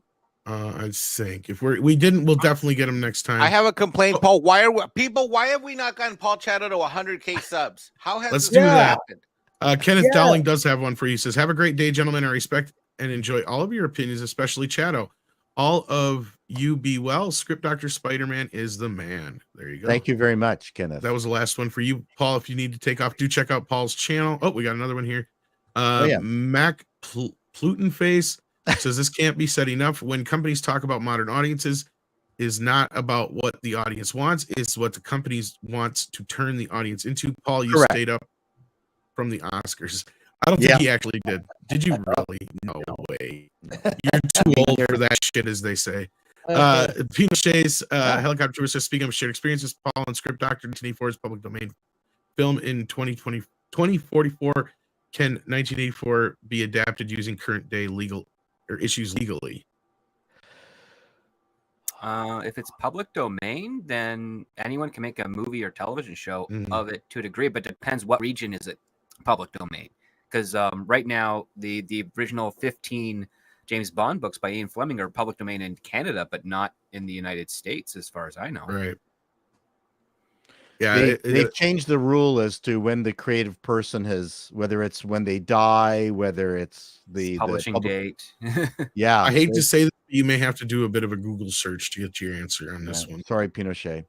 Yep. And then Teague says, Chris Chato, who had the best cleavage at the Oscars? Well, it's clearly Jimmy Kimmel. I would say the best cleavage was on the Film Thread Oscars watch party. Kira Lynn, who was a huge kid. She ate buffalo wings and hung out with a bunch of dudes, and she had a great sense of humor. So I would say, not to get you to watch our watch party, but you should just for Kira. It's worth it. Then Toxic Man Flu sends in 20 and says, the J-Laws were a better award show. Changed my mind. Thank you, Paul and Chris, for your help. Yes, thank you again, guys, for contributing to the J-Laws. Where is that? I gotta see it. We have the broadcast version is up now on Comics Division channel. Otherwise, we're working on a director's cut, which should be a much better quality version of it. So yeah. Great, I'll check it out. I just wonder how Comics Division liked my change on the line. We all loved it. Dull side. Okay, good. I was like, I can't just. If there's something I can add, I think I read the script 90% of what you said. If we had more time, we'd have had an image to go along with it, sir. That's how much we enjoyed it. We just didn't. Didn't have the time. And then call sign Alec says, Chris, please take my brother-in-law and sister to RRR. Haven't seen it yet. They live in Burbank and work in the industry. Have own podcast. After the Hype is what it's called. So there you go. Well, so serious about this. It's RRR is still in theaters in limited release. It's actually playing. Here's what I would do. It's playing in IMAX at the TCL Chinese Theater. I think it's Wednesday. If I'm correct, tomorrow. So just look it up. Just look up Just look up where it's playing. You have to see that movie in a theater. It is not, you can watch it on Netflix, not the same experience. See that one in a theater, 100%. Yeah. I got to run unless there's anything That was else. like pretty much. I think there's one more here for you. Marksman 11C7B says, Chris, what these people miss is that the single woman, while control of 100% of their finances, the total is less than 80% of with the man's finances. What? I've I'm heard not sure that. what he gets with this. Yeah, I've heard that claim debunked. So I'm not sure. I just I leave all the financial. Oh, I think I get what he's question. saying. Yeah. Mexican Iron Man. No, I get it. But I don't get what Mexican this Iron guy's Man's saying. the expert. Not me. It's a joke, basically. I'll tell you this much: women overwhelmingly control and have it, which is damn near most of the debt. Overwhelmingly student debt, overwhelmingly consumer debt, overwhelmingly vehicle debt. The one debt that women do not lead in any category is debt associated to hard assets. Okay, everybody's saying that the audio is choppy. I guess it's a YouTube or a StreamYard thing. Some people have been able to leave the stream, come back into the stream, and it works for them. Not just refreshing, but actually leaving and then coming back, I guess. So I don't know if you guys understand that, if that'll help. But thank you, Chris, for being here. We appreciate it. Yeah, Thank you, Paul, for being. Bye, Chris. Speaking of RRR, the funny thing was that was the only one of my predictions I got wrong. Is I thought Lady Gaga was going to win Best Song. Professor Gray says, Chris, how long before broadcast TV movies into streaming world, Disney and ABC, Life, and so on? Well, they do have their own. They're already channels starting already. to do this. Yeah. Yeah, they already did it, and but I just think from a consumer standpoint, it's in the public interest for broadcast to continue to exist. So I think broadcast may end up being some sort of local thing, you know. So I don't know. I still get the local channels. You can pick up stuff for broadcast, but all of them already have their own streaming services. So And they don't know what to do with them. Yeah, unfortunately, got to run, gentlemen. Always great to spend up Monday. Bye, Chris. Bye, everyone. And Guys. yes, Take care. Take care. See you, everybody. Bye. yeah, Thanks for joining us. I got about 1,200 subscribers left till I hit 100,000. So Come on, over. people, let's get this done. It's like all of a sudden Paul got close to 100 and YouTube is like, no, we're not going to let this guy cross the line. I cannot believe you haven't hit 100. I'm like dying. Let's go, everybody in chat. Let's go. Thank you let's very go. much. Yes, please do. I'll take everyone out to I'll give you stock and SBV or whatever. Bye, everyone. Bye, Paul. And yeah, the crackling thing's got to be like I don't know, maybe it's a browser thing, because I'm not having the issue when I checked it now. So I don't know. That's weird, guys. I wish we could fix it. We have no control over it though, guys.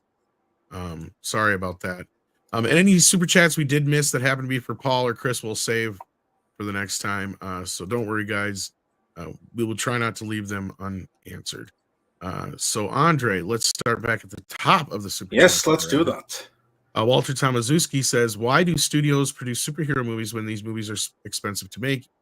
Example with special effects and whatnot, don't fill cinema seats and aren't profitable streamed. Well, they used to be, Walter, and in fact, a lot of producers would love to get away from these kind of movies, right? Script. Well, they've been wanting to get away from them since 2016. And the reasons are just what you just said. They're expensive and they are a gamble. Because for every, Avengers movie now, we have how many Ant-Man movies? Like, that's the thing, is it's starting to get to the point where it used to be any one of these movies that had a Marvel logo on it, a DC logo on it, they could guarantee it would make money. But DC learned pretty quick that just putting Batman into a movie doesn't guarantee $1 billion like it used to.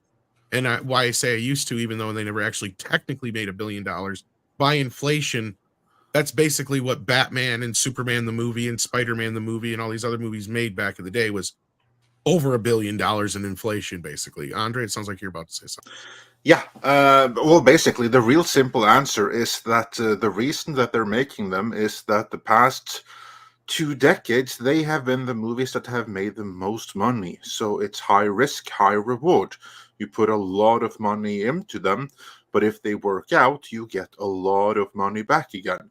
The problem is that what we've also learned is that only a few studios actually have the capability to do this. It's Marvel, it's Warner, and occasionally it's one of the others. But generally, if it's not one of those, and they try, they swing and they miss. So for most studios, actually, financially, unless you are Marvel or DC, you're better off trying to look to The Conjuring and make something low budget with a genre that makes a lot of money, which is why we see a lot of movies like that as well. They just don't get so much attention. Yep. But the core reason is because that's what the audience wants and votes for with their dollars. The other side of this, though, is movies like Everything Everywhere All at Once will start making a lot of the bigger studio guys go, why can't we do that? Why can't we make a Doctor Strange movie for $25 million? They did. Yeah, they really should do and learn from that. But again, those big studios, they have a whole different infrastructure that's so much more expensive. So that's and there is an answer to that. Was kind of a rhetorical question. Because the answer to that on the other end, besides the special effects, which can be pricey, but you can usually get done on a budget if you do it correctly and not, revamp it 20 times before you release it like Kevin Feige.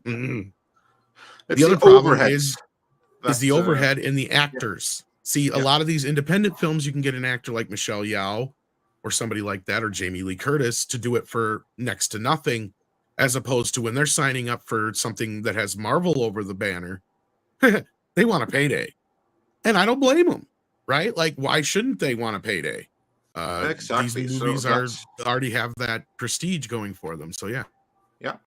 And then we have Mecha J, who wonders for $5. Looks like they modeled Sebastian from the live-action Little Mermaid of the ghost crab. Fun fact, this particular crab can't breathe underwater. That's that movie's least problems right now. I would say so, and probably that crab should be happy if it can't, and put it out of its misery faster. Teenagers. So, yeah. Then we got incompetent, unemployed Alex Kurtzman, who says Midnight's Edge should do its own award show, the real Oscars. Well, it's not a horrible idea, but we suggest checking out the J-Laws for now. I put a lot of work into that with the crew over there at Dick's Division, and we're proud of that. So please do check that out. Dash Attack has a two-part member chat here, it looks like. Puss in Boots: The Last Wish did not win Best Animated Film.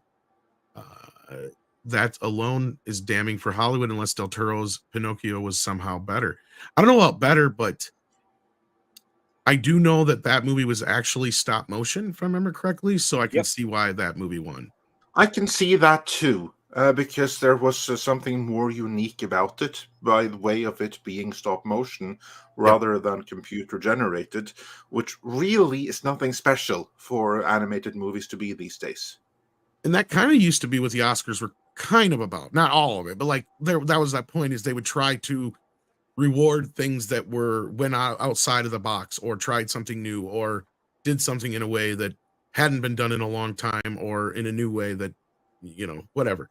And this is one of those situations. And this is kind of what I've said before, too, is sooner or later, we're going to start seeing some more of these films go back to the classic way of doing things, and they're going to be rewarded for it. Views with Hughes says, correction. SVB itself wanted to focus on woke causes, not just previous CRO. Mikey, you want to comment on that? Mikey had to step out for a he moment. Did. So, Andre, I guess that's your domain. He knows more about SVB than I do, so we'll get back to that. We'll hold on to that one then. Yeah. Hopefully Six heard that. Member chat from Views with Hughes says the SVB chief risk officer is currently Kim Olsen. Okay, good to know. But is she now anymore after this shit? That'll be curious to see that. Anything to add there, Andre? Well, didn't really do anything tremendously wrong. That's like, there hasn't been like any huge problems with the management here. These were a set of circumstances, but under circumstances, everything they did would have been fine. The bank's problem was that they had too much cash, in a sense. Right. And then Psychotic says, what are everyone's favorite mind-bending films? Well, in the tradition of to celebrate everything everywhere all at once, that's a good question. Boy, I'm trying to think. It's got to be something Gilliam that goes in there. Probably something like the Las Vegas one with Johnny Depp, or Brazil's I'm pretty trying good. to. Oh, I'm thinking Brazil's really something- good too. Yeah. Yeah. Or Eternal Sunshine of the Spotless Mind. Oh, I know what I want to pick from Gilliam. Baron Munchausen. That one was pretty trippy. Yeah. What about you, Scrib? Script. Oh, I think Brazil is probably a good Brazil? mind-bending film. Yeah, because it's just a weird society, and then it's tragic fantasy at the end. So Yeah, well, that's the whole point of Yeah. Terry Gilliam's trilogy of the imagination, where you have mentioned 2 out of the 3 films now. So yeah. And then we have Marksman of 117B, who says for $1.99, I think I robbed the wrong bank. Sorry, New York. Yeah, you shouldn't rob banks in general. So yeah, hopefully New York will find it in their hearts to move on. And the Waltman 4 says for $4.99, most likely affected by Silicon Valley Bank would be like Vice, Vox, Kotaku, nearly every other online journal site. I would imagine that they would have some kind of a stake, but they're not startups anymore. So it would have been like the venture capitalists that invested in them in the first place that would have had the stake there. Hopefully, those sites would be on their own with their other bank that may or may not be the SVB right now. But yeah, those are good suggestions, very good suggestions right there. And the incompetent and unemployed Alex Kurtzman is gone, says for 35 South African rands, that imaginary minority was officially priced out of that Section 31 show that was never going to happen last night with the award for Michelle Yeoh. And yeah, that wasn't going to happen anyway, but it's definitely not happening now. Now she's way too expensive so yeah. Unless they had some kind of contract in place ahead of time, yeah. yes, but prepare for some DVDs of Shang-Chi to feature Oscar award-winning Michelle Yeoh on the cover. No shit, right? Everything with Michelle Yeoh, I was going to say that. Man. Yeah, especially the Marvel stuff from Phase 4 that tanked. But actually, already. she's won a few, hasn't she? That's what somebody was pointing out, and that's what I was going to say. If that's the case, then I retract what I said earlier about a little bit about Angela Bassett too. But at the same time, Jamie Lee Curtis did deserve that one. So that was the supporting actress, not the other ones. Yeah. And then Michael Gonzalez says for $5, talk about nostalgia bait. The new Dungeons and Dragons trailer just came out. OMFG, Hank, Bobby, Eric, and the other kids from the 80s cartoon are in it. Really? Oh, see, I didn't see that the is trailer nostalgia yet. bait. Ah, and this is why this is probably another reason why they're doing that preview this weekend. They want this buzz out there. That's why. Yeah. But you know what? I kind of believe what Chris Gore said earlier about like that they believe in this, because based on the trailers and the clips I've seen, this actually looks kind of fun. No, it doesn't look like good sword and sorcery, but it does look like fun. Carry on, Tom. Well, that aside, no, I was just going to say one thing that has been brought up consistently on Mead and this channel since we've brought up any of the D&D news about this new movie since it's first was brought up, 2 years ago, almost 3 now. Everybody has said constantly, why don't they just do the 80s cartoon? We just want the characters from the 80s cartoon. And as you and I always have to point out, well, they could, but they'd have to pay the rights for those through, I think it's Deke or whoever it was that made the cartoon, because they created those characters. Yeah. Looks like they either paid out some money or they managed to get the rights to those characters through. If they are in the trailer, some license money changed hands. Must have, yep. So all right, I'm back. All right. Good timing, because we have a super chat for you. Correction, says Views with Hughes. SVB itself wanted to focus on more causes, not just previous CRO. We thought you could answer this best.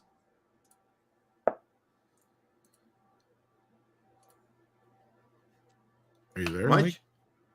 Yeah, I'm sorry. Did I lose you? Can you hear me now? Oh, we can hear you now. Now we can. Yeah, weird. did you hear us? Was the question? Yeah. Silicon Bank itself wanted to focus on world causes. That's 100% true. The CEO comment that I made just means that over the last couple months, he was in the press on a variety of trips with some of the woke-funded investment projects, as opposed to as a CEO keeping her eye on the bar, eye on the in terms of where the bank was going. But yeah, the bank itself is very proud of the positions it took. And they even funded woke venture capital firms that basically would only fund people of color. So if you were like not a person of color and you wanted to get funding from some of the places they funded, you weren't even eligible. And if that's not racism, I don't know what is. Yeah, there you Actually, go. I'd like to see some lawsuits on that one because I'm sure you have a place for it. Anyway, Jeff C says Disney Lucasfilm better spend some of that $350 million budget of Indy for Kihu Kwan short route cameo. Damn it! Look, I said it last night on a tweet, and it blew up. And I said that, yeah, it should have had him in the 5th film instead of Fleabag, and we'd be having different conversations about Indiana Jones. But to me, a cameo would be cheap. I want him for the whole fucking movie. I don't want a cameo. Like, if we're passing the baton on to another generation, wouldn't it be more prudent to pass it on to his basically adopted son if it's not his real son? The one he's proud of because his real son is pathetic.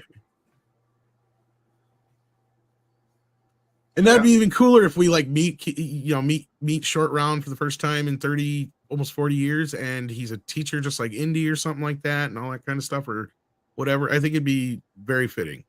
Yeah, unfortunately, Kathleen Kennedy did not think along those lines. And then we had a member chat from Mr. Tickletrunk, who says the Twiki Kid has been a member for 23 months at the Midnight level. So yeah, thanks. Almost 2 years. Yeah, that's awesome. Yeah. And then on the D&D trailer, guess Yami Bliss also backs this up. Did you guys see that the car commercial from Brazil? It has the 80s characters in it. Check it out. Now, okay, so is this actually for the movie? No. I know this is an old commercial. Yeah, like 6, 7, 8 years ago. I was going to say I seen this a while ago. Yeah, and that commercial is the single best live action Dungeons and Dragons iteration to date. So let's see if this movie can top it. I don't think so. Yeah. But yeah, that is a very sweet car commercial for those that haven't seen it. If you haven't, check it out. But I will check out the other trailer after the show. Then we got Midnight Sun, who says, "Hello, everyone. How does the financial failure of Ant-Man 3 mean for Kang's debut in the MCU Big Bad? How will this affect the next Avengers movie?" It's a good question. It's a good question. Script. Let's throw this one to you. Both upcoming Avengers movies are written by former Rick and Morty writers, Michael Waldron and this guy, what's his face again? Yeah, exactly, Loveness. Both of them will be writing the next 2 Avengers movies, and none of their movies, Quantumania and Doctor Strange and the Multiverse of Madness, respectively, really fired on all cylinders. Is Kevin Feige going to fire them, or are the next Avengers movies really screwed? He should fire them. I mean, it's just the way it is. It's like, oh, we invested in you to do this movie. You did what we asked you to. It debuted in theaters. It didn't perform. Well, I'm going to fire you because I'm going to blame you for not doing what I wanted you to do better. That's what the producer does. But instead, they're continuing on. I don't know why. Maybe Feige and co really like them personally. Maybe they had a very good friendship, and they said, okay, well, maybe you screwed up, so let's work harder to try and make the next one better. I don't know how they're going to pull that off. I don't think that these 2 writers have enough experience, and also don't have an encouraging enough production around them to get them the best quality out of their work, because whatever is going on at Marvel right now, they don't really care so much about the better stories that they used to. They just care about kind of hitting the default formula of the Marvel brand and just kind of getting it out. Like what new thing are they going to show us with Kang that we haven't technically been spoiled with the Loki series and, for lack of a better term, Ant-Man 3? Because they pretty much just laid out all of Kang's powers right then and there. So what else is there for them to do? I don't know if these guys have the level of creativity needed in order to accomplish that. Because again, Multiverse of Madness and Ant-Man specifically are more Rick and Morty episodes than they are Marvel entries. I think King should have the superpower being able to transition his sex. Kidding. I'm sure that there are some female Kangs out there in the multiverse somewhere too. Tom, anything you want to chime in on this before we move on? Not too much, but I think they've already kind of signaled there's going to be some revamping of sorts. And now, again, I don't know what extent. I think for anything more so, they're going to be cutting back on a few things, but I don't know how that's going to affect any of the big major Avenger pictures. I think those are kind of already set in stone in a way, and we'll have to see. But yeah. And we got Warachi, who says, does anyone know the Mandalorian's viewership numbers? I haven't seen any Disney bragging like Amazon did for Rings of Powers. No. As far as I know, unless somebody knows otherwise, there hasn't been any numbers yet. And this is a good point. This is a point that a few of us have made already. That if this new season of Mandalorian was doing well, we'd be hearing about it already. So I don't think it's doing the best for Disney at this point. What do you guys think? Script? I don't think it's doing that well. I mean, here's the tragic part is that the Mandalorian in regards to quality of writing is almost on par with its debut, like from 2 seasons previous. I think people are kind of getting used to the idea that, oh, this is not the deep Star Wars show that we felt it was when we first watched it, and they've just checked out on top of all the other happenings that have been going on at Marvel with their Disney properties since then. I think it's just all built up and snowballed to the point where the audience has checked out, and I don't begrudge them for doing so. Yeah, no, I also don't think that this one is doing well at all. I found out everything I needed to know when I asked my sister, who is an absolute Disney Star Wars shill. Two anecdotes. One is that if I want to talk about the show, I got to go to Echo Base Network or a YouTuber that's covering it for their channel. I asked my own sister, I said, are you watching it? She's like, no, I haven't gotten around to it. And she is a hardcore. If you start losing people like my sister, yeesh, Disney, you're screwed.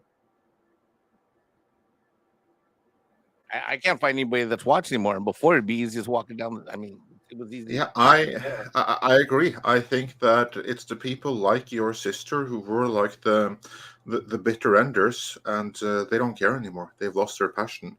Not necessarily because there's anything bad with this show per se, but it's been so much everything else. You had Obi-Wan Kenobi. You had Casio Keyboard, which apparently is good, but nobody watched it. It was just like more hours of obligatory content. I think it's the same thing happened with Star Wars as with Marvel. Even if there aren't any theatrical movies, it's overexposed and cheapened on Disney Plus. I think the Book of Boba Fett was between the Book of Boba Fett and Obi-Wan were the big things that really screwed this whole thing up. Probably. Those are big, yeah. Andor, the only thing good about Andor was the Imperial side of the Imperial perspective and certain parts of Stellan Skarsgård's performance. Everything else around it was really outside. To me, Andor is more like what I've been comparing Ant-Man with, right? Like I'm saying, Andor is kind of like it's just the flat line, right? It's already dead.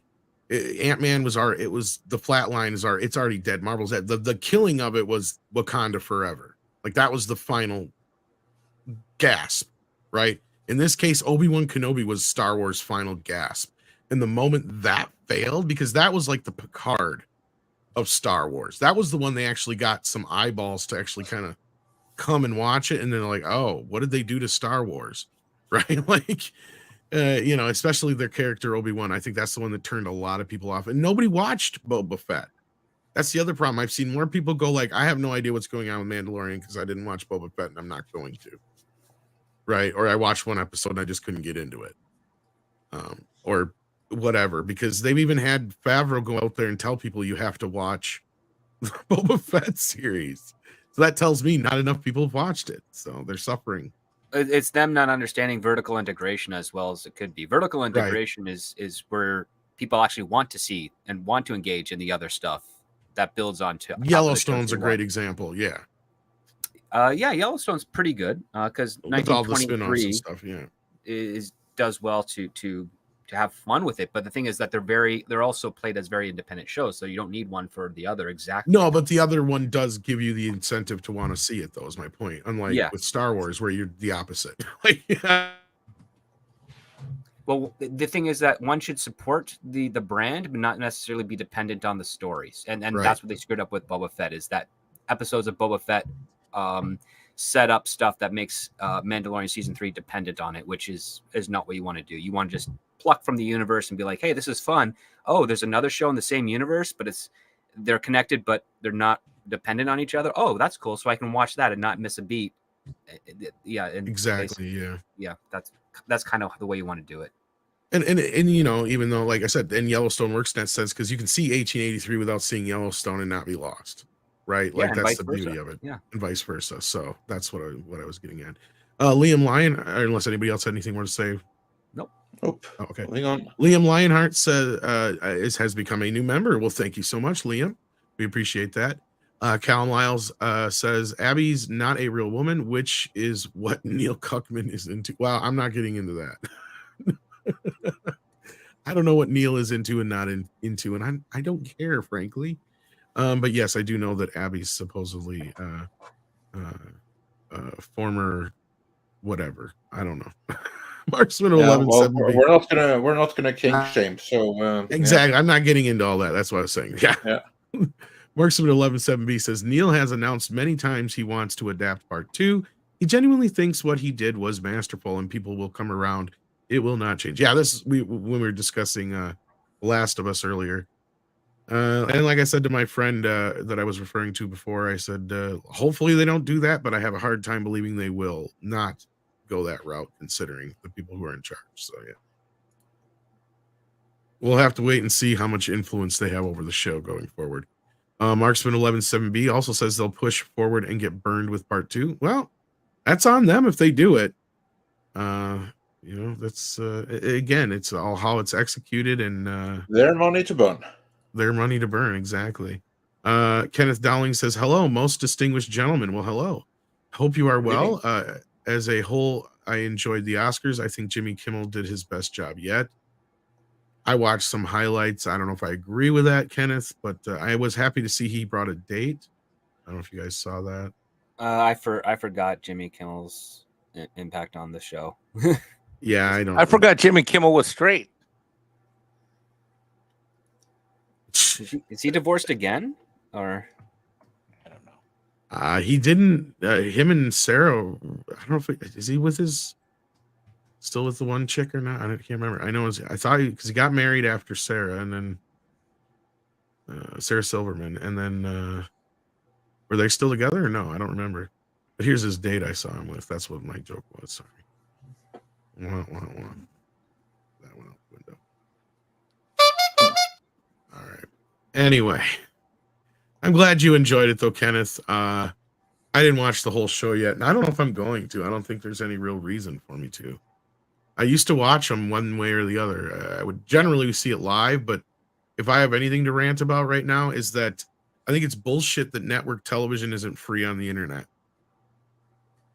It's supposed to be free over the airwaves, and it has become almost impossible since they switched over to digital to get a signal unless you're like 20 miles away without any expensive ass equipment. So I find it quite disturbing that you have to have cable or a satellite dish to watch anything off of live network. Because even some of the live feeds, like from YouTube or Hulu, they will black out events like the Oscars. Well, I mean, in the United States, if you have if your service provider also provides you for internet, also provides you with cable, you can access it for free through their website. Most countries or most states. Not unless you pay for the cable. Oh, really? Yeah, no, it's not counted unless you're actually paying for their cable television. Because that's the thing is, like, yeah, every time I try to get to anything that's to stream it on through ABC, any of these things, you have to actually have cable or satellite provider. Well, which to me is like kind of defeats the purpose. You have to have the of having- package of the cable itself. You can't just have one of their services, and no, that's not how it really works. terrible. Like Six just said, yeah, but you have to have cable, like the actual cable television. Exactly. Then there's no point in watching on the internet. Exactly. And that's what I'm saying. So, and I know it's kind of weird, but I'm getting to this point where I'm thinking maybe I should start a civil suit with people going, this is bullshit. We are supposed to have access to free network television, period. I'm not talking about cable, like cable TNT and all that. I'm talking about ABC, Over the air, CBS, Fox, and yeah, exactly. Over PBS. the air, yeah. We can't get it anymore. It's almost impossible. It's almost impossible even to get the smaller cable packages where you used to be able to get them to where you could just get the main networks. It's just ridiculous. Sorry, that was a rant for 5 minutes, but yeah. Well, I think the alternative, the counter to that is that you just buy the over-the-air antenna for your TV. You know? And that's what I just said. And nowadays, with it being digital, unless you have some elaborate, expensive setup, you cannot get shit for a signal unless you're about 20 miles out. And where I live, it's impossible because of the way the geography is. Because we got bluffs and everything. So yeah. Anyway, Zephyr says, as a childless older woman, I hate all of this. Well, I'm sorry to hear that, Zephyr. Hopefully that's your choice and it's not by any other circumstances. I'm sorry if it is, but yeah. As far as them trying to cater to you, if that's what you mean, yeah. Mikey, I think, could relate because he's like, don't do me no favors anymore kind of shit, if that's the case, yeah. Yep. Like, whatever you're doing to try and help, stop. Snail Messiah says Snail Messiah has been a member for 22 months. Now, that reminds me, I think we gotta do a two-year anniversary special stream this week for our members, Andre. Yeah, we should do that. Yes, Kenneth Dowling says, also, I know, add more shit to the pile, right? Kenneth Dowling says, also, I love the finale of Last of Us. I love that Joel did what Joel did and understand why he did it. Something people should think about. Ellie did not have a choice in what was happening to her, and Joel saved her from that. Yeah, if you say so. I haven't seen it, but I trust your opinion on it, and thanks for the support. And then no bad ideas, just stupid ones. Says false data. They're showing false data through Twitter. Believe that represents all voices. Yeah, well, this is something that we've said before: is that Twitter does not represent the world, but they like to present it as it does. Yeah, no social media does. And then we got Dash Attack, who says women love Hayden Christensen. You make a strong male character that deals with darkness, you get girls and boys. Instead, we got soy fat. Yeah, they wasted Hayden. That was a disaster. Sorry, they wasted Boba Fett too. Yeah. I know. We got Mickey Rooney, who's been a member for 17 months at the Midnighter level. Thank you so much. We got John Thomas, who says, I lived my Palm. Okay. The operating system was far superior to Apple or Android. I'm not. Oh, loved. She said loved. She says loved my Palm, like the Palm Pilot or whatever it was. Got it now. Thank you. Bad management. Also, how about Hugh Grant trolling the red carpet reporter? I didn't see that. Oh yeah, she asked him a bunch of questions he couldn't answer. I did see the one with The Rock though that I thought was kind of a low ball question about how basically Shazam. Or not Shazam, Black Adam had failed at the box office. And like, dude, it's fucking Oscars. Don't be asking shit like that. Just trying to stir up some shit. But no, I didn't see the Hugh Grant thing. I'm sorry, but you did script obviously. Yep, it was quite funny. Hugh Grant was good.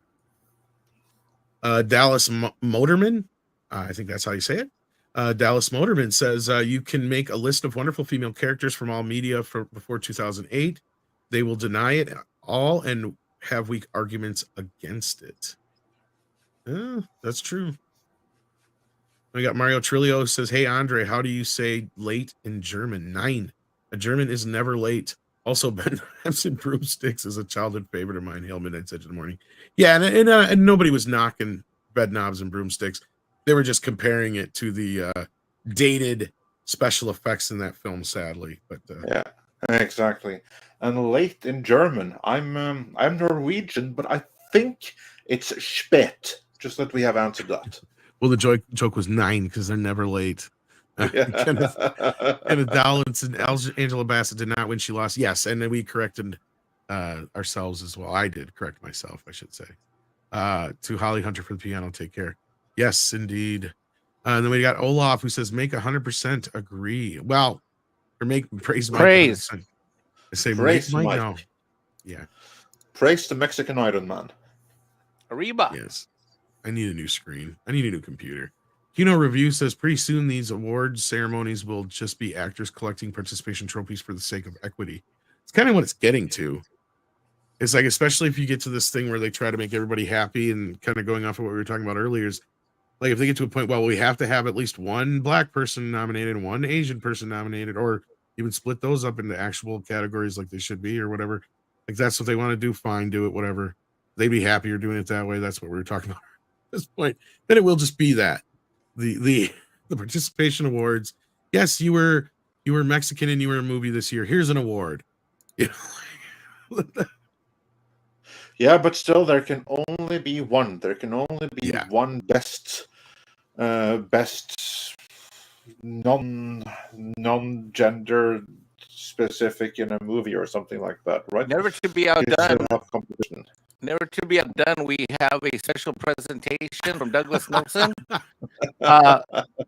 Special participation trophies have been awarded. The Andre Oscar and the Tom Oscar. The Andres and the Tommies? Oh, yes. I got one of those. Damn, Tom, you have been working out. Look at that. You are chiseled. Look at script doctors. Holy crap. Yeah, we're ready for the Oh my. No! Oh my. Oh my.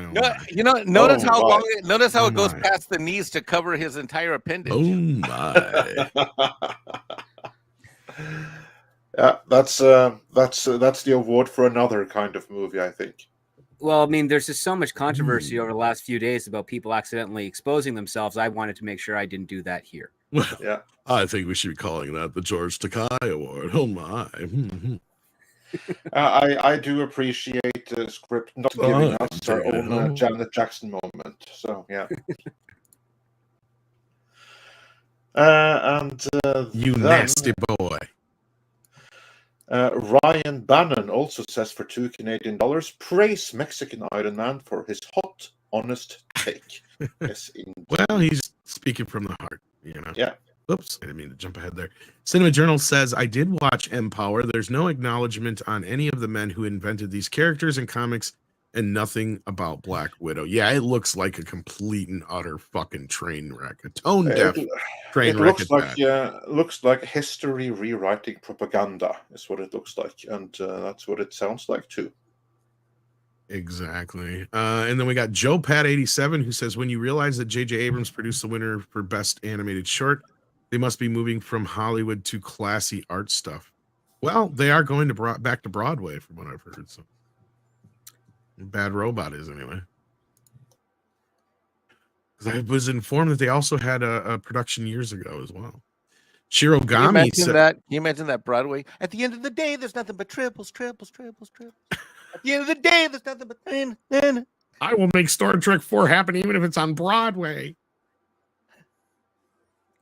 Shirogami says, remember Andre, Canada is Vinland. This is true. This is the name that how did I say Live Eriksson gave the Americas when he landed in what that'd be more like Vinland. Stepped ashore in what is today Newfoundland. Yep. All right. Dr. Long Dongler sends us a super sticker. I'm willing to bet it's a thumbs up. If you haven't hit that thumbs up yet, please do. There's still over 1,000 of you watching, and I don't think we have 1,000 likes. We need just under 200. Please hit that like if you haven't already. Please. And you're not going to hear me beg more than that. Pinochet's Helicopter Tour is here and says, following up on my super chat, I'd like to do a current 1984 using real world news and current events.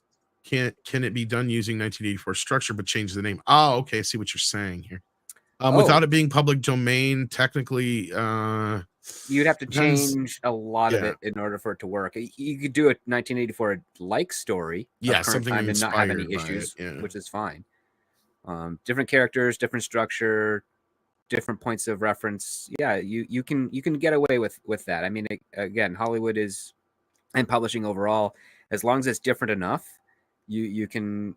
Yeah, you'll be fine. A good story editor and a good editor will be able to keep you on track to make sure you don't violate another story's rights. Just call it in the tradition of 1984. Don't even mention it, actually. I know, I'm kidding. I was being facetious.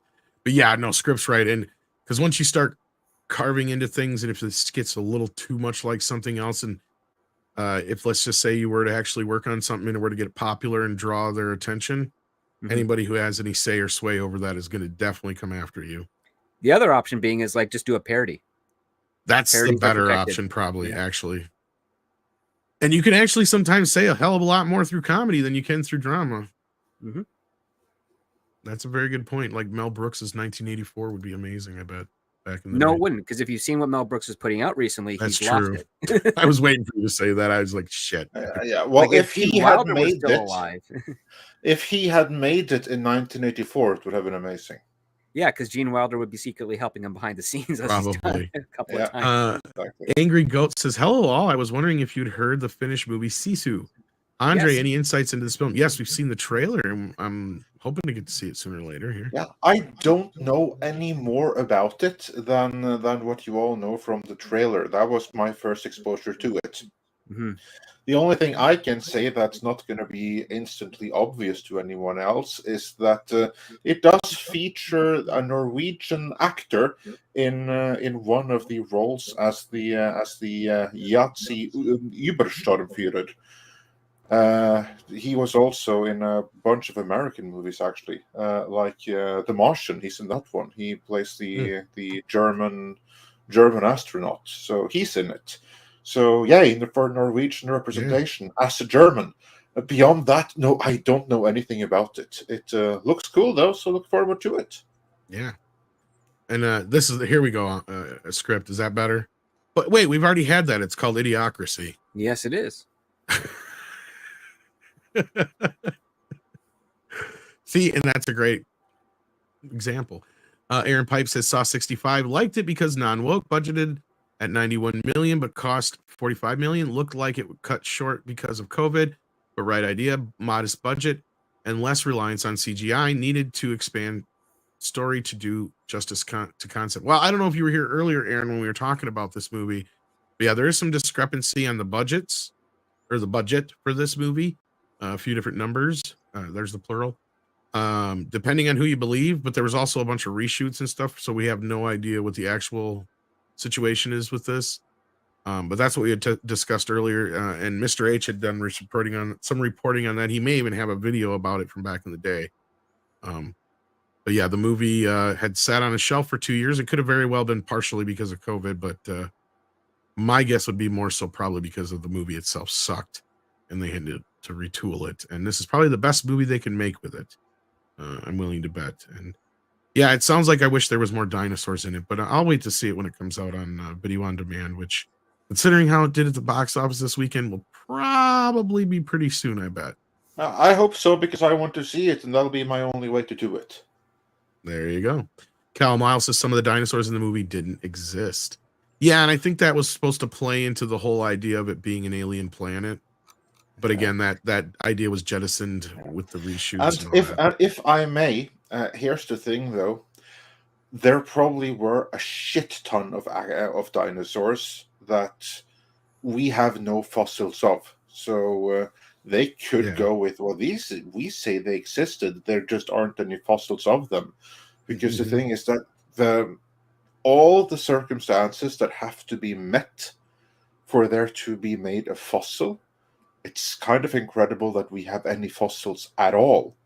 Well, not only that, haven't they changed? Like, they've had arguments within the community themselves, from what I've read, just in the last 10, 15 years on some shit. More shit has changed in the last quarter of a century than has since we first discovered dinosaurs, I guess, from what I was reading. Because technology has helped them.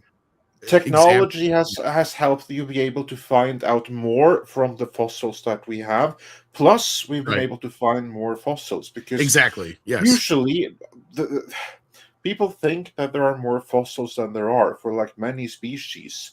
All the stuff you see in documentaries and stuff is frequently derived from just a couple of bones. And very seldom do you find a whole skeleton. Right. And with some dinosaurs, they have been radically redesigned, as you've found as you've found like more skeletons that show that, oh, okay, so this thing right here, it wasn't supposed to be there. This one must have been injured. So all our designs have been wrong this whole time. There's been a lot of wasn't that. Or where that they I was found the gonna say, wrong head and put it on the wrong dinosaur I was just because gonna two of say, the that same died Didn't relatively that happen a close. couple of times where they found a couple fossils? They had what they thought were complete dinosaurs, and then it turned out it was 2 or 3 different species mixed together Yeah. because of Exactly. either something it ate or something that died near it, or was probably eating off Or of it. when maybe, it or died, maybe or- they all fell down into the Yeah. same hole. same spot. Yeah, exactly. And so yeah, they're learning so much more because I mean, even the feather debate has been hot in the last few like decades, 2 decades or whatever, and they even brought that into Jurassic. That was one of the few things I did enjoy about Jurassic World pointing out was that when you had Wang or whatever his name is go, what do you think these are really what they look like? Hell no, we made them look like what you think they look like. Exactly. Yeah. I enjoyed that too. Because at least And, it kind of cleaned up any of the bullshit, right? Yeah, and also I did enjoy the final one where they said, "Oh, we also here are some which are unaltered. These are what they actually look like." And then you have some very chicken-looking velociraptors, which is probably much Right. more likely. When Yeah. they find my fossils, I want them to say they found a Mexicanosaurus. Yeah, because it's like it looks like this huge thing because you It had this sombrero on its head. How did it grow? We don't know. Mike is here's the thing you guys need to understand. Mike wants to die Yucatanosaurus. smothered by dozens of women so they won't be able to tell where one person begins and the other ends, so they'll think it's a giant monster. They can still tell from the hip though, no matter what you do. Oh yeah, Mike's really hip. Oh, that's not what you meant. I'm sorry. There you go. Moving on. Yes, OC Gigan says 65 will age well. Valiant loved it and pointed some cool things about it. It's a good escapism popcorn flick. No epic for sure. IMAX could have helped it. Well, that was another thing. It did not get any of the big theaters because Creed and a couple of other movies are kind of taking over the bigger theaters right now. So that probably didn't help. I'm sure that pissed Tom Rothman off a little bit because I believe this was a Sony production, if I remember right. So yeah, I want to see it when it comes out because a lot of people shat on the Northman ahead of time. Even Andre kind of tempered my expectations. And when I saw it, I'm like, what movie did everybody watch? This thing was like action packed and it felt like it was very it had satisfying in a sense. action, but it was weird because it focused on the spiritual Yeah, but I didn't have a hard time really following it or anything like that. I guess maybe I was just like expecting something more surreal. Maybe it could have been because I was preparing you for that. That could be too. Because I said the same thing yesterday on Twitter to EVS. I'm like, I expected to hate Elvis, and I think I liked it a lot more because EVS said it was shit. So that might be why. It could very well be. But yeah, I can't wait to see it so I can get my own comments on it because I love dinosaurs. So we'll see. Pilgrim Media says, I bet they are trying to tank crypto. Oh, this is back to the banking stuff. Mike, do you think they're trying to tank crypto? I have no idea. I'm not familiar with the crypto market at all. Neither am I. We lost Culture. Sadly, he's the only one I know about who knows anything much about crypto unless Script does, and I don't know about it. I think that's completely coincidental. This crash here had nothing to do with crypto. FTX, that was a very traditional. It was two things at once. It was a partial scam, and it was a partial bubble rolled into one. I don't think that anyone is deliberately trying to tank crypto. The only thing I could see is that there are certain actors who would want to be in control of the crypto market, but that's different from wanting to tank it. That seems more likely, yeah. Yeah. Script, you sound like you might want to say something there. No. Okay, just making sure. Yeah, no, you know what? Speaking of Northman, some people had said this, and I agree with them. Northman totally got snubbed. They should have got at least some production design or costume design. I agree with that. Something. They're totally snubbed. Especially costume design, because that was authentic through and through. You even did a video about that. Yes, I did. Selfless plug. Tommy Reviews says, just don't invest in Funko Pop. Oh, yeah, that's not a good idea. Funko Pops is capital. I got a whole room of those I should probably get rid of, huh? I'll wait till they're actually worth something again. I've always thought Funko Pops are the stupidest collectible ever created on planet. Kind of like I love-hate thing with me. I don't love them and I hate them so much, but yet the ones they do that I like are like the reason I like certain ones is they're one of the few brands or a few companies where you can find where they'll do certain brands were never get any attention, like Little Shop of Horrors and stuff like that. And their creature pops are actually pretty good. Now their people leave a little bit to be desired, because the whole face thing, the cutesy bullshit and all that crap about it, I'm not a fan. But like the Gremlins, Audrey 2, some of those kind of things I think are kind of neat, especially considering where else am I going to get an Audrey 2 figure, right? I mean, That's fair. The only one I own came with my Batman animated series Blu-ray. right. That's more than enough for me. I got a few that have come with Blu-rays. That's kind of how it started. My kid actually started it. He bought me one year, and then everybody's like, "Oh, he must like them," and shit. And then people started getting them for me. I was like, lovely. But yeah, so I do have quite a few that are like collectible, though. That I know, but I don't know how much they're worth now. Mario Trillo says, "Praise the Lord and pass the ammunition." Well, I don't know about that, but yeah, hopefully it won't get that bad. I think he's referring to the bank run thing. Bass player 2011. If he says, "I understand people are concerned about your bank, but please do not run and get your money." Well, I don't have any anyway, really. Bass players, just saying. No, just kidding. This will cause a domino effect. Yes, and this is what we brought up earlier. It will crash the market. Yeah. And if you have 250K or less in any bank, you are covered by the FDIC. That is what I was saying earlier, that the biggest thing that someone like you would have to fear, Tom, being using like a smaller local bank, is if all the other customers decide that, okay, I'm worried now, so I'm going to take my money out of this bank.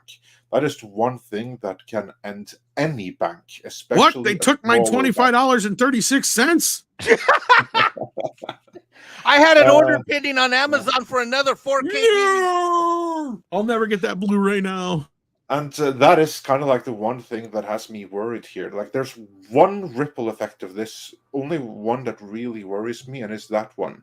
Because, yeah, like these smaller banks, individually, they may not be too robust. But you know what is robust? That is that you have an economy that is filled with these smaller banks, which are reasonably independent. Because that means that not everything is collected with one thing that's too big to fail and that has too much market control. Yeah, no, and yeah, but I joke, but that's not. Mikey knows I'm only half joking, because he's probably seen my bank account, watching it, going, "Motherfucker, you better eat and not buy that." He bought the Blu-ray. He bought the Blu-ray. Tom's accounting's easy. $3,000 in, $2,947 plus shipping plus taxes out for DVDs and 4K. No, I pay a lot of bills too, and I pay people. There's other people we got to pay, too. Yeah. But no, he's only half kidding, because there are probably times where I've gone, well, do I eat or do I get that Blu-ray? Well, it is a steelbook. Steelbooks are yummy. I can eat later. Stop, you're making me laugh. We have more super chats. Yeah. And here's one for Mike, actually. Says, "I'm a few minutes behind, but what exactly has Andre been costing for the last 2 years?" Especially for Mike to think it was crazy and improbable. And funnily enough, I think probably after you sent this, you would have gotten to the portion where Mikey brought this very subject. Andre said literally about 2 years ago, almost exactly. I remember because it was before I left California, that he thought that there would be runs on U.S. banks at some point in time based upon what he was seeing internationally in the global economy. And at the time, I thought that was crazy, because I just couldn't envision any set of circumstances with that happening. Hashtag Andre was right. Yeah. How about like 2 banks in a day? Dude, you got, actually technically, because one was on Sunday. Yeah, you got it. Yeah.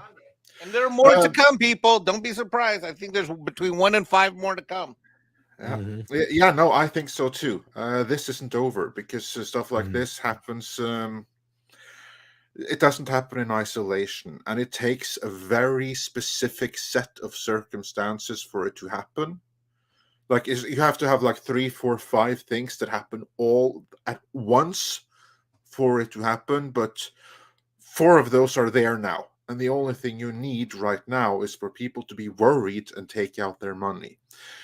But all of the other things, that's kind of like what I saw internationally, that we are actually in like, for the last 2 years, I've been saying that we are in something of a live-action remake of the 1930s Depression, only set in modern times, because there are some of the same trends that I see repeating. So it helps to know your history. And then on a long enough time scale, you'll be right. So yeah, what I said 2 years ago may have sounded crazy then, but the signs were there. It just took some time for them to spring into effect. And lo and There you behold, go. here And we as are. Andre was right. Hashtag Andre was right. There you go. And then we've got, let's see here. 6. I don't have that super chat at the top. Why don't you bring it up? Yeah, for some reason this is not showing up on my end. That's probably why. Views with Hughes says there's also Bitcoin is going back up after SVB fiasco. Buy it yourself. Any questions? Let me know. Well, that's interesting. It could be a reverse of what they were talking about earlier, but I don't understand this banking stuff because it's math and math is racist. Jesus God. There are people that actually do say that. So yeah. But I also say this: follow the money. So if somebody's getting rich off of something, always good there's advice. usually Always a reason good for advice. it. Yeah. Ryan sends in 20 euros and says, do A-list actors and actresses realize the age of the movie star is over? Why do they continue to carry on the charade at Oscars? Nobody cares anymore. It's a good question, Ryan, but of course they live in their own bubble for one. I can answer that. Oh, go ahead, Andre. Yeah, there's I'm two sure I can be here all reasons. day with this one. Well, actually, I'm not going to hog the spotlight. A script. You're in Hollywood. Why do they carry on the charade? Habit mostly, and it's also a form of currency. Again, reputation is the major currency in Hollywood. Money is a byproduct of that. Yep.